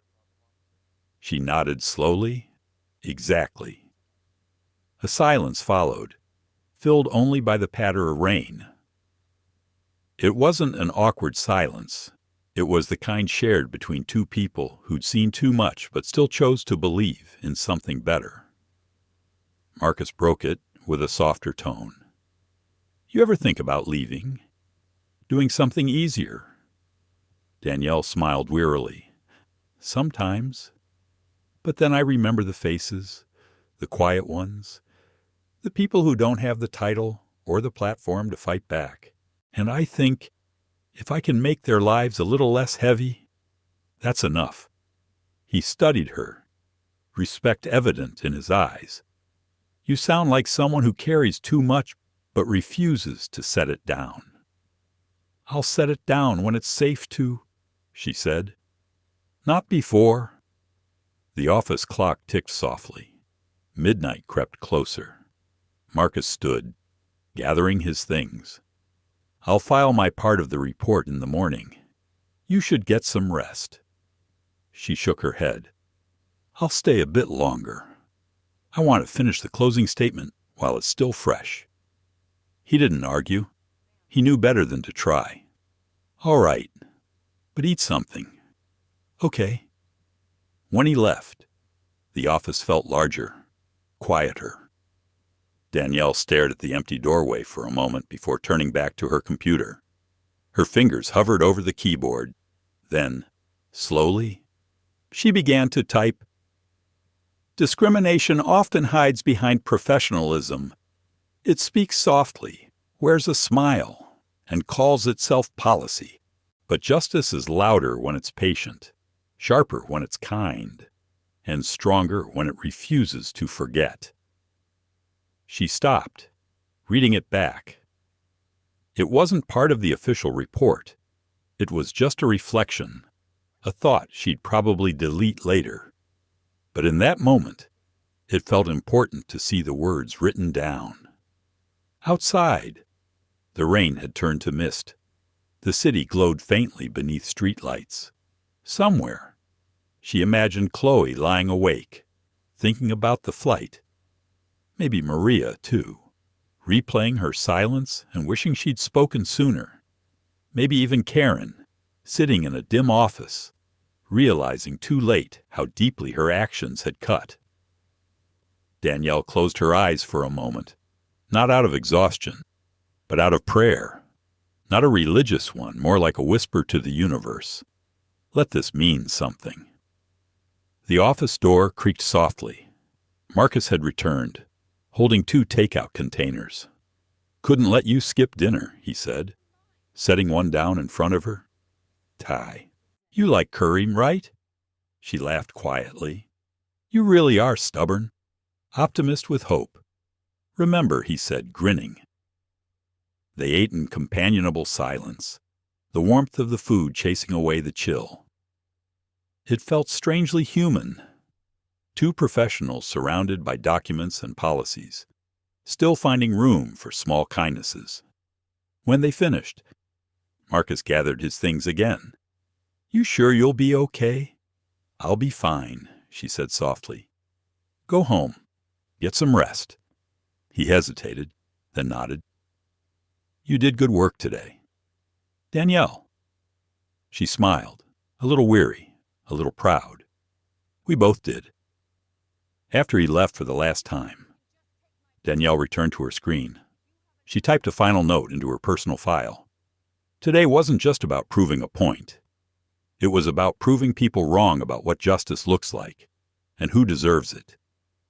She saved the document, shut down the computer, and stood by the window one last time. The rain had stopped completely now, leaving the streets glistening under the city lights. She thought of her grandmother again, of her voice, soft and certain. They'll always test your peace. Baby, don't let them pass. Danielle smiled faintly. Not today. Grandma, she whispered, not today. Then she turned off the lights and stepped out into the night. ready for whatever came next. 2 weeks later, the city of Seattle was bright and sharp beneath an unusually clear morning sky. The rain had paused, replaced by cold sunlight that reflected off the glass towers like liquid silver. Danielle Brooks stood at the steps of the Federal Transportation Building, her reflection faintly visible in the doors ahead. She adjusted her coat collar, exhaled, and walked inside. The marble lobby buzzed with quiet efficiency shoes clicking, voices echoing, the familiar rhythm of bureaucracy. But today wasn't routine. Today was the scheduled internal review of SkyEast Airlines following the formal complaint filed under Danielle's supervision. The hearing would determine not only the outcome of that single flight, but also whether the company would face deeper scrutiny for systemic misconduct. Marcus Lang was already waiting near the elevators, a folder tucked neatly under his arm. "You ready?" he asked, smiling faintly. "As I'll ever be," Danielle said, meeting his gaze. "I didn't sleep much. Neither did half the airline executives downstairs," he said, amused. "You've got them nervous." "I don't want them nervous," she replied. "I want them honest." The elevator chimed softly. They stepped inside, the ascent quiet except for the mechanical hum and the distant echo of footsteps fading below.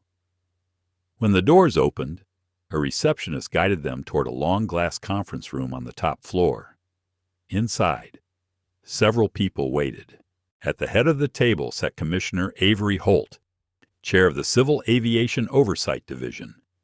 His gray hair and measured tone gave him an air of calm authority. To his right, SkyEast's legal counsel, Rebecca Shaw, adjusted her glasses while flipping through documents. Across from her sat Joseph Laird and Andrea Kim, looking more tense than they had the night of the landing. Captain Stephen Cole was also present, his uniform pressed, his expression neutral but resolute. At the far end, Chloe Hart and Maria Torres sat side by side, their hands folded neatly in their laps. Chloe looked nervous but determined. Maria's posture was straighter than usual, as though trying to make up for past silence. When Danielle entered, the room quieted. She took her seat beside Marcus, placing her file gently on the table. Commissioner Holt began. "Thank you, everyone, for being here. This session will review the incident on Flight SK342, including allegations of discriminatory conduct, procedural violations, and passenger mistreatment." His gaze shifted toward Danielle. "Ms. Brooks, as lead federal auditor, please summarize your findings." Danielle nodded once and opened her folder. Her voice was calm, deliberate, carrying a weight that silenced even the faint hum of the air vents. "Our investigation confirms that on September 18th, Gate Agent Karen Doyle initiated an unwarranted verification process for a first-class ticket belonging to passenger Danielle Brooks, based solely on subjective suspicion. The same verification was not applied to other passengers of similar status. Further review of the airline's communication records reveals that Ms. Doyle flagged the ticket as potentially fraudulent without any technical trigger or supporting evidence. Rebecca Shaw, the airline's attorney, interrupted smoothly. "Ms. Brooks, might I remind you that employees are encouraged to verify any irregularities to ensure security. This could easily have been a misunderstanding." Danielle didn't flinch. Security protocols are specific. The procedure she invoked requires documented anomalies in payment or identity verification systems. None existed. This was not policy enforcement. It was prejudice masquerading as procedure. A murmur moved through the room. The commissioner gestured for silence. "Continue." Danielle's eyes flicked toward Chloe and Maria. "Witness statements from flight attendants Chloe Hart and Maria Torres corroborate the sequence of events. Ms. Doyle's actions resulted in the removal of a validly ticketed passenger from her assigned seat, followed by systemic coordination to prevent reinstatement. These actions, taken collectively, demonstrate bias reinforced by structural complacency. Rebecca frowned. Strong words. Ms. Brooks. Yet you're also the passenger in question. Isn't there a potential conflict of interest in investigating your own case? Danielle met her gaze steadily. That's a fair question. However, the moment my role became relevant, oversight authority was transferred to my colleague, Mr. Lang. I remained as witness only. My presence here today is to provide testimony, not judgment. Marcus nodded in affirmation, passing a signed document to the commissioner confirming that transfer. Rebecca hesitated, momentarily disarmed. I see. Captain Cole cleared his throat. If I may speak. Commissioner. Holt nodded. Cole continued. Everything Ms. Brooks described happened exactly as stated. I witnessed the gate agent's behavior, her attempt to override my crew's authority, and the subsequent argument mid-flight.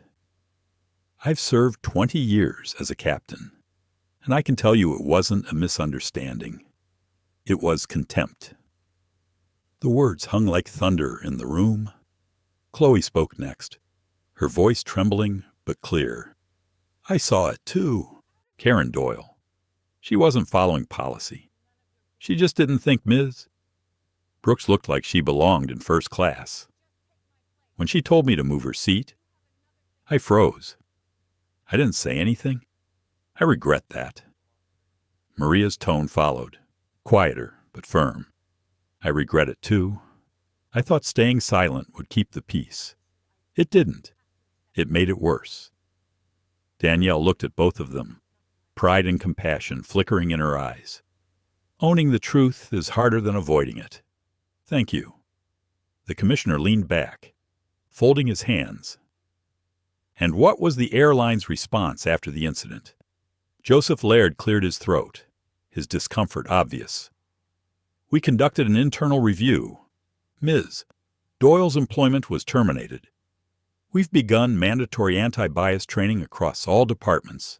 Additionally, Ms. Brooks's report prompted a wider audit, which we've agreed to cooperate with fully. Good, Holt said. But systemic change requires more than reaction. It requires reform. Rebecca spoke again, softer this time. Commissioner, the company understands the gravity of this situation. We've initiated a partnership with diversity and ethics consultants, and we're implementing anonymous reporting channels for staff who witness discriminatory behavior. Danielle nodded slightly. Progress starts with listening. I hope you keep going. For a moment, the room was silent 10 people, each lost in thought, all aware they'd witnessed something larger than one incident. Then Commissioner Holt closed his folder. After reviewing all testimonies, evidence, and communications, the board concludes that SkyEast Airlines failed to uphold federal non-discrimination standards. The company will be fined $2 million, with immediate corrective oversight. Ms. Brooks, Mr. Lang, your office will draft the compliance order. Marcus exhaled quietly.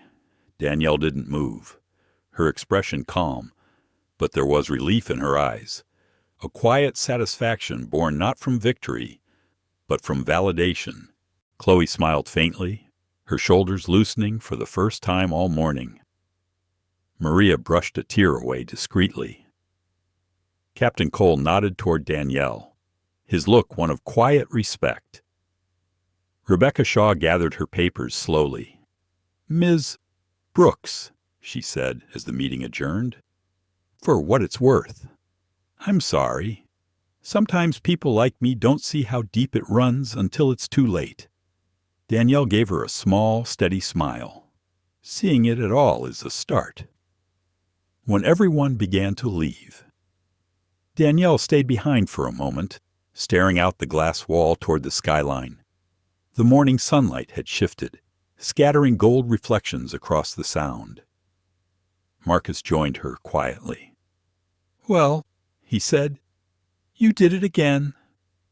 "We did it," she corrected softly. "And maybe this time it'll ripple farther than we think." He smiled. "I'll take hope where I can get it." As they walked out together, Danielle thought of the faces from the flight Chloe's awakening, Maria's regret, Captain Cole's courage, even Karen Doyle's downfall. Each one had played a part in a truth too powerful to ignore. Outside, the air was crisp and new. Reporters waited by the steps, cameras ready, voices calling for quotes. Danielle paused, composed herself, and faced them. "Miss Brooks," one asked, "what message do you want this case to send?" She thought for a moment, then spoke clearly. "That dignity isn't a privilege, it's a right. And every system, every institution, every person who forgets that will be reminded." The microphones lowered. The crowd fell silent. As she turned toward the waiting car, Marcus murmured, "You know that quote's going to be everywhere tomorrow." Danielle smiled softly. "Good. Maybe someone needs to hear it." The morning after the hearing, Seattle awoke beneath a silver fog that wrapped the city like a secret. Newspapers lay outside cafes. Headlines splashed across every front page. Airline fined $2 million for discrimination. Federal auditor exposes bias on flight SK342. Beneath the headline, a smaller line read, "Danielle Brooks Justice, Grace, and Change at 30,000 feet. Danielle sat by the window of her hotel suite, a cup of coffee in hand, watching the fog drift slowly over the skyline. The city felt quieter now, as if it, too, were reflecting. She didn't feel triumphant, only still. Victories like this never brought joy, just space to breathe before the next fight began. Her phone buzzed. Marcus's name flashed on the screen. She smiled faintly and answered. "Good morning, partner." "Morning," he said, his voice tired but lighter than usual. "You made the front page again." "I noticed," she said. "Not sure how I feel about that. Like a woman who spent her life chasing truth and finally got caught by it," he said dryly. She laughed softly. "You make it sound poetic. Justice usually is," Marcus said. "At least when you're the one writing it." They talked for a few minutes about logistics filing updates, follow-up meetings, the compliance deadlines for Sky East. Then, before hanging up, Marcus added, "There's one more thing. Chloe called me last night." Danielle straightened. "Oh, she's been offered a position at another airline. Diversity and Inclusion Officer. Apparently, your report caught the attention of their HR director." Danielle smiled, warmth blooming in her chest. "Good for her. She said she wants to thank you in person." Marcus added, "She's flying up today." Danielle looked out the window again. The fog thinning. "Then I'll be here." After they hung up, she sat quietly for a moment, letting the stillness stretch. It felt strange, this calm after the storm. For weeks she had lived on adrenaline, composure, focus now. She was just herself again. Danielle Brooks, woman, leader, witness, survivor. She picked up the newspaper on the table and skimmed the article. It was balanced, surprisingly fair. It praised Captain Cole's professionalism, acknowledged Maria and Chloe's courage, and detailed the investigation's findings without sensationalism. But what struck her most was the ending, a quote from one of the passengers. It read, "I saw the way she stood there quiet but unshakable. It made me think maybe dignity doesn't need to shout to be heard." Danielle exhaled slowly. Maybe that was enough. By late morning, a knock came at her door. When she opened it, Chloe Hart stood there, dressed simply in jeans and a dark coat. She looked more confident now, less like the nervous attendant Danielle had first met. "Ms. Brooks," she said, smiling. "I wasn't sure if you'd actually be here." "I said I'd be," Danielle replied warmly, stepping aside. "And please, just Danielle." Chloe laughed softly. "All right. Danielle. I still feel weird calling you that. You're kind of a legend right now." "Legends are for people who stop trying," Danielle said. "I'm still learning." They sat across from each other at the small dining table, the quiet hum of the city below them. "I wanted to thank you," Chloe began. "Not just for what you did up there, but for how you did it. You didn't yell. You didn't threaten anyone. You just held the truth like it was steady in your hands. I'll never forget that." Danielle looked at her with a mix of affection and humility. "You don't owe me thanks. You did something harder than I did. You spoke when silence was safer." Chloe's eyes softened. "You gave me the courage to—" They sat in thoughtful silence for a moment before Chloe reached into her bag and pulled out a folded napkin. "I found this after the flight. It was tucked between the seats in first class. I thought you might want it." Danielle unfolded it carefully. The handwriting was shaky, but readable. It was from Evelyn Scott. "To the woman who saved my life, thank you. You saved more than my breath that day. You reminded everyone in that cabin how humanity is supposed to work." Danielle blinked back sudden emotion. She didn't have to write this.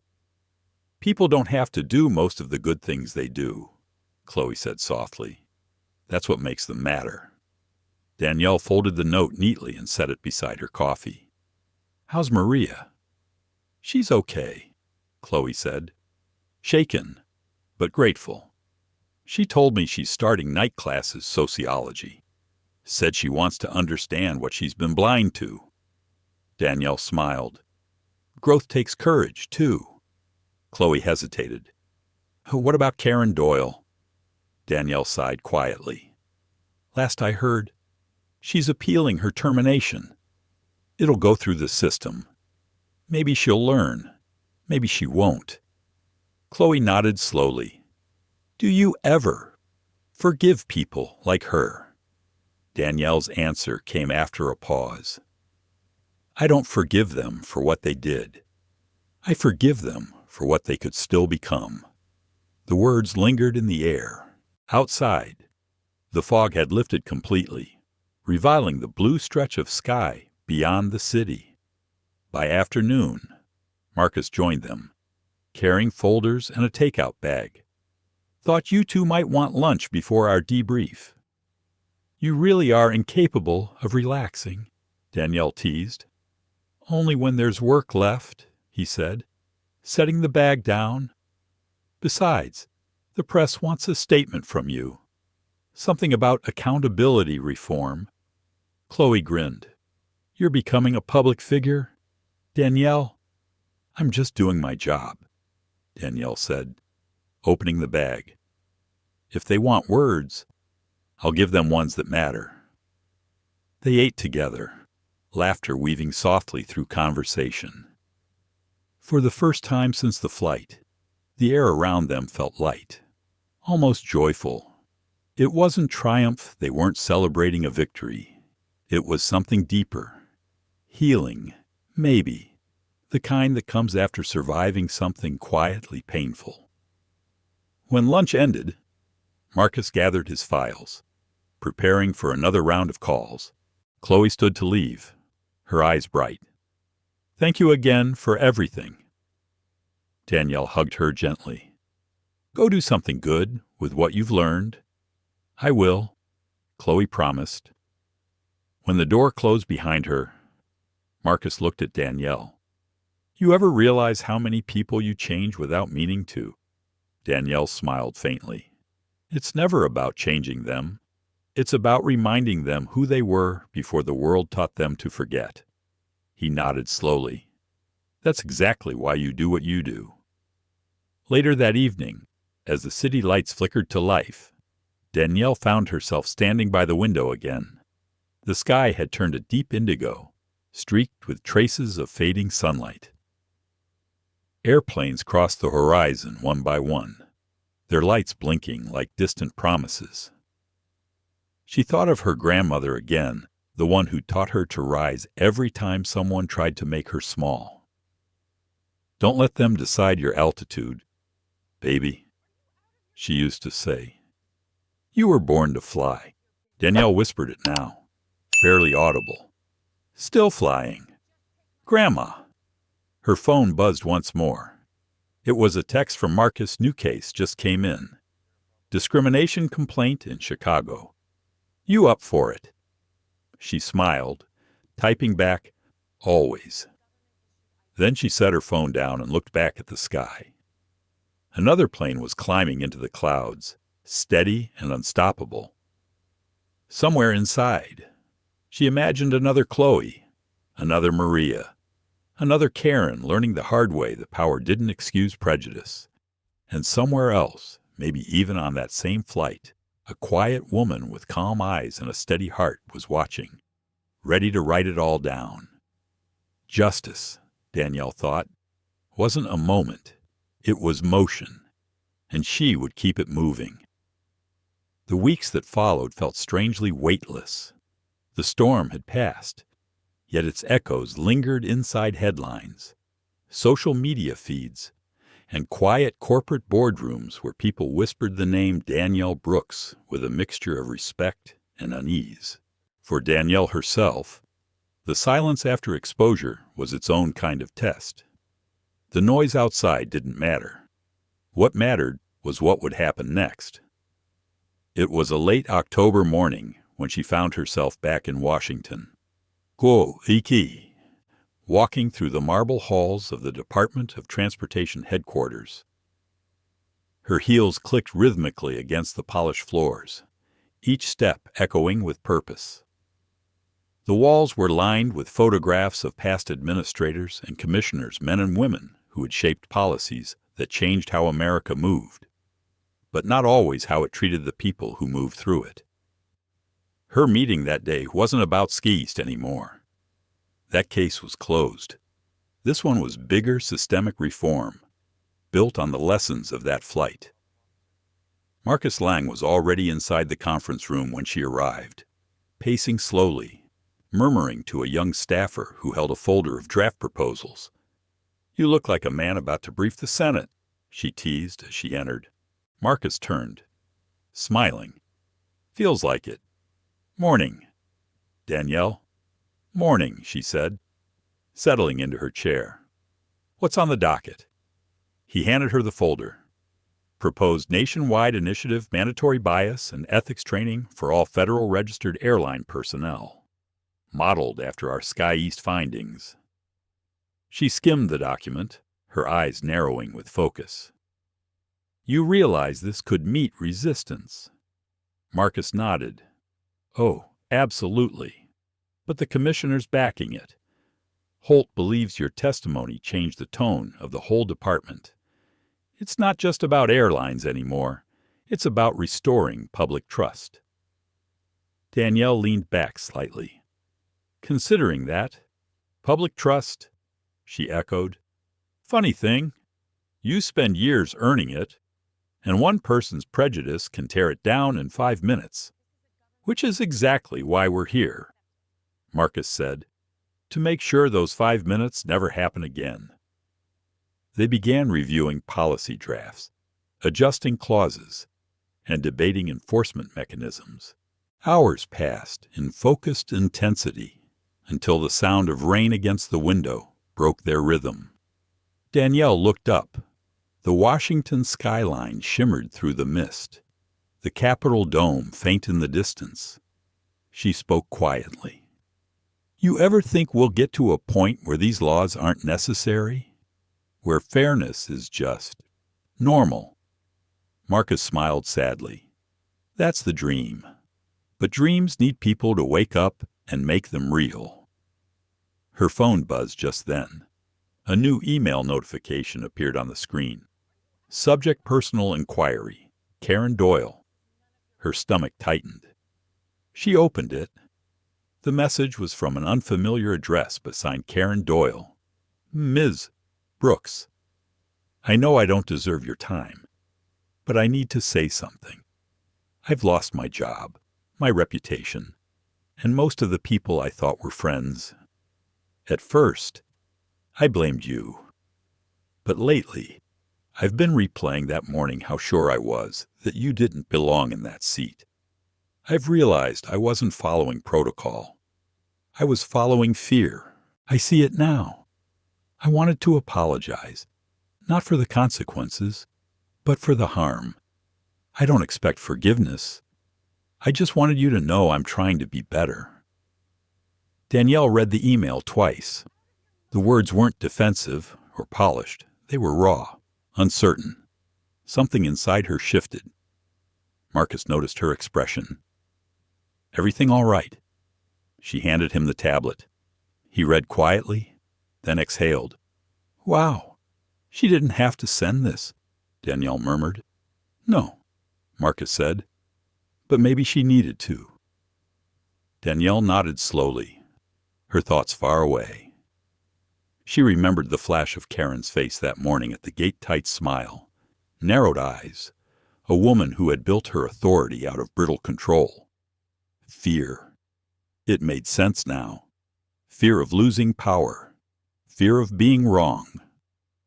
That evening, Danielle walked home through the drizzle. Her umbrella tilted against the wind. The city pulsed with its usual rhythm. Cars rushing. Sirens wailing in the distance. Voices rising and falling in the wet air. She passed a small park where children were still playing, their laughter unbothered by the weather. She paused, watching them. Innocence, she thought, is what equity looks like before the world teaches hierarchy. The following day, she drafted a brief reply to Karen Doyle. Ms. Doyle, thank you for reaching out. Acknowledging harm takes more courage than denying it ever happened. I hope you use what you've learned to build something better, not just for yourself, but for others. Danielle Brooks. She hesitated before hitting send, then pressed the key. Some wounds didn't need to be reopened. They just needed to stop festering. Later that week, she and Marcus presented the reform initiative to the Oversight Board. The room was packed policy analysts, airline representatives, journalists, even civil rights observers. Danielle stood at the podium, speaking with her usual quiet power. This isn't about punishing one company, she said. It's about accountability that lasts longer than outrage. It's about asking who gets to feel safe when they travel, and why some people still have to prove they belong before they can sit down. Her voice carried across the chamber, low and steady. The board members listened, pens still in hand. We don't need more apologies, she continued. We need awareness, empathy, training that isn't just procedural, but human. Because discrimination doesn't start with systems, it starts with assumptions, and assumptions can be unlearned. When she finished, the room broke into quiet applause. It wasn't loud or performative. It was the kind of applause that came from understanding. Afterward, Marcus joined her near the exit, pride in his eyes. You just turned policy into poetry. Danielle smiled faintly. Maybe that's what people need to hear, truth that sounds like hope. As they stepped out of the building, sunlight broke through the clouds for the first time in days. The reflection off the wet pavement looked like liquid gold. Danielle stopped, closing her eyes for a moment to feel the warmth on her skin. Feels different, Marcus said softly. Maybe it's not the weather, she replied. Maybe it's the air after change. That night, she returned to her apartment, exhausted but content. She hung her coat by the door, poured herself a glass of water, and sat by the window overlooking the Potomac. On her desk sat the framed note Evelyn Scott had written, the one Chloe had found on the plane. Danielle read it again, tracing the creased paper with her fingertips. You reminded everyone in that cabin how humanity is supposed to work. She whispered it aloud, maybe one cabin at a time. Outside, the river caught the last glint of sunset, and in the distance, a plane lifted off from Reagan National Airport, soaring into the copper sky. She watched it climb until it disappeared behind a cloud, a small symbol of something larger. Progress, persistence, possibility. She thought of her grandmother again, of those words that had carried her through every storm. They'll test your peace. Baby, but peace isn't weakness. It's proof you've already won. Danielle smiled softly, her reflection blending with the fading light. The world wasn't perfect. Maybe it never would be. But somewhere out there, someone was boarding a plane without fear of being told they didn't belong. Somewhere, a gate agent was hesitating before making an assumption. Somewhere, an airline was rewriting its training manual to start with empathy instead of efficiency. That was enough for now. Justice, she thought again, wasn't a finish line. It was a long flight, and every time she stepped on a plane, she was reminded of why she kept boarding. Winter settled gently over Washington.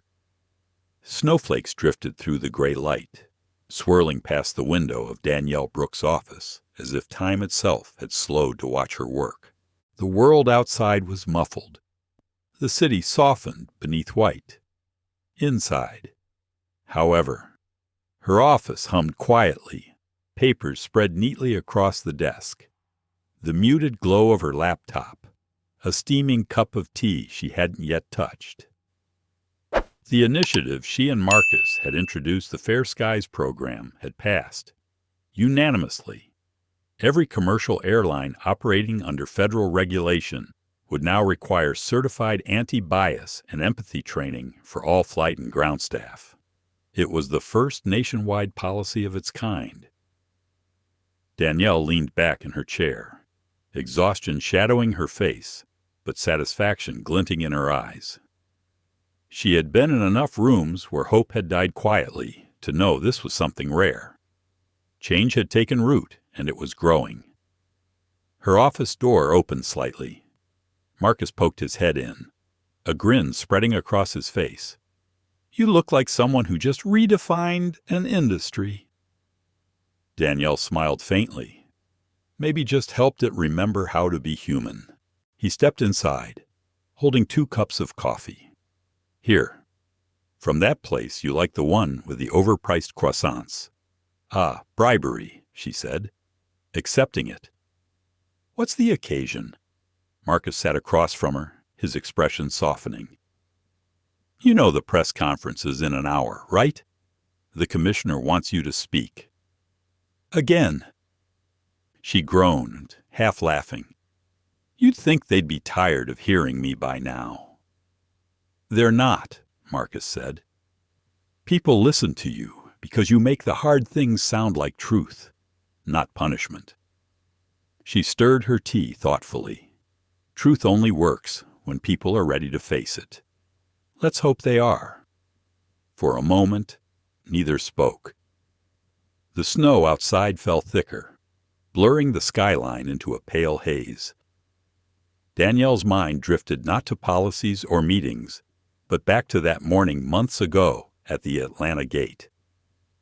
The memory was still sharp Karen Doyle's suspicious glance, the torn ticket, the tension thick as judgment. It wasn't pain she felt now when she thought of it. It was clarity. That moment had changed everything, not just for her, but for everyone touched by it. Marcus noticed her distant look. Thinking about the flight again? Always, she admitted. It's strange, isn't it? One short flight, one small seat, and suddenly the whole country wants to talk about equality. Sometimes it takes turbulence to remind people what balance means. he said. She smiled softly. You should write speeches instead of reports. He chuckled. Not my style. I prefer hiding behind the data while you do all the talking. The hour passed quickly. Soon they were in the press hall, a broad, bright room lined with journalists, cameras, and microphones. The murmur of voices quieted as Danielle stepped onto the podium. Marcus stood a few feet behind, arms folded, watching her the way a co-pilot watches a trusted captain. Good afternoon, she began, her voice calm, measured, carrying the kind of warmth that filled a room without force. Months ago, an incident aboard Flight SK-342 reminded us that discrimination doesn't disappear just because we call ourselves civilized. It hides in procedures. It whispers in policy. And it grows when good people stay silent. The audience leaned in, still and listening. What began as an act of humiliation turned into a movement of accountability. Today, the Fair Skies program ensures that every person, regardless of color, class, or creed, can step onto a plane without fear of being treated as less than they are. She paused, her eyes sweeping across the crowd. This isn't my victory. It belongs to everyone who refused to look away. To Captain Cole, who used his authority to uphold justice instead of convenience.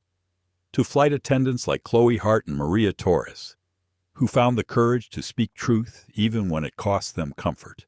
And yes, even to Karen Doyle, whose fall forced an industry to confront its reflection. The room was silent except for the faint hum of cameras.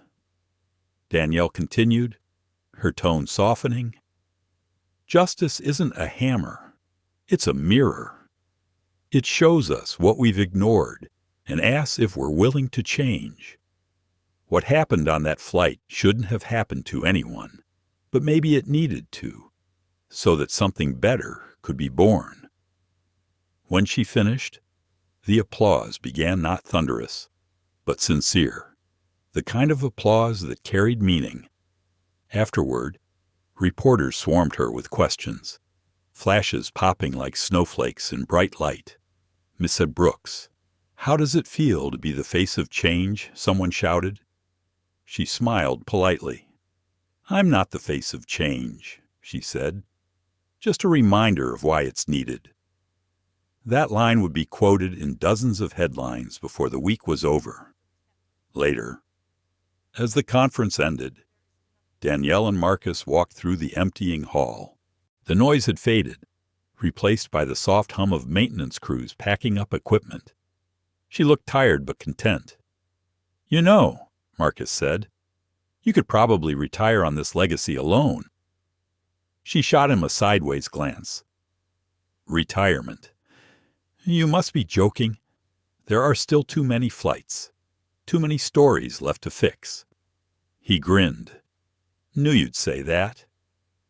They stepped outside. The snow had stopped, leaving the streets glistening under the early evening lights. Cars passed slowly, their headlights scattering across the wet asphalt like small constellations. Do you ever miss being anonymous? Marcus asked suddenly. Before all this, Danielle thought for a moment. Sometimes. But anonymity never protected me from bias. At least now. Visibility does something useful. They reached the corner where their paths would split, his toward the metro, hers toward the apartment a few blocks away. Marcus turned to her. Dinner later, maybe, she said with a smile. If I can stay awake that long. He laughed softly. Get some rest. Danielle, you earned it. She nodded, watching as he disappeared into the crowd. Then she turned toward home, her footsteps slow and steady on the snowy sidewalk. When she reached her building, the doorman greeted her warmly. Ms. Brooks, congratulations, he said. Saw you on the news. My wife says she cried. Danielle chuckled softly. Tell her thank you. I almost cried myself. Upstairs. Her apartment was quiet, serene, She slipped off her coat, poured a small glass of wine, and stood by the window. The city glittered beneath her, alive with motion and possibility. She thought again of the people connected to this story: Chloe thriving in her new role, Maria studying with newfound purpose, Karen beginning her slow redemption, and somewhere, perhaps, Evelyn Scott still flying the skies, breathing freely because of that day. Danielle took a slow sip of wine. A sense of peace filled her, not the peace of stillness, but the peace that comes from direction, from knowing her work mattered. Her phone buzzed again. A message from Marcus. Got confirmation first training program launches next month. You did it, D. She smiled and typed back, we did it. One flight at a time. She set the phone down and watched the snowfall resume outside, soft and silent, like the world resetting itself. Somewhere in the distance, a plane's lights cut through the clouds, ascending, steady and sure. And as she watched it rise, Danielle thought of every woman who had ever been told to sit down when she had every right to stand tall, every traveler who had been doubted for daring to belong, every voice that had been quiet too long. She whispered into the quiet, her voice steady, filled with grace. Here's to all of us who keep flying anyway. In that moment, it wasn't just a line. It was a promise. To keep fighting, to keep believing, to keep rising. The snow fell, the lights flickered, and somewhere, justice took another breath. Danielle Brooks' journey is more than a tale of an airline confrontation. It is a lesson in courage, integrity, and resilience that resonates in everyday life. One critical message is that dignity is not given. It is defended. Her story reminds us that bias often hides behind routine procedures, subtle microaggressions, or assumed authority, and that recognizing it requires vigilance, empathy, and moral courage. Another profound lesson is the power of choices. Danielle could have complied silently, but by asserting herself calmly and strategically, she catalyzed systemic reform. Her actions demonstrate that small, deliberate decisions in critical moments can ripple outward, inspiring change far beyond the immediate context. For older audiences, the story underscores that experience. Patience and composure are strengths, not weaknesses. Standing up for fairness does not require shouting or force. It requires clarity of purpose and a commitment to act in alignment with one's values. Danielle's journey shows that one person's courage can ignite accountability, foster empathy, and restore justice even in environments resistant to change.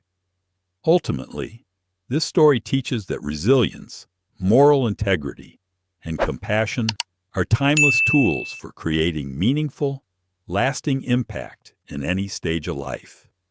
Thank you for taking the time to watch and reflect on this story. If Danielle's journey inspired you, please like this video, share it with friends, and subscribe to our channel for more real stories that explore courage, justice, and human dignity. Your support helps us continue sharing narratives that matter and spark meaningful change.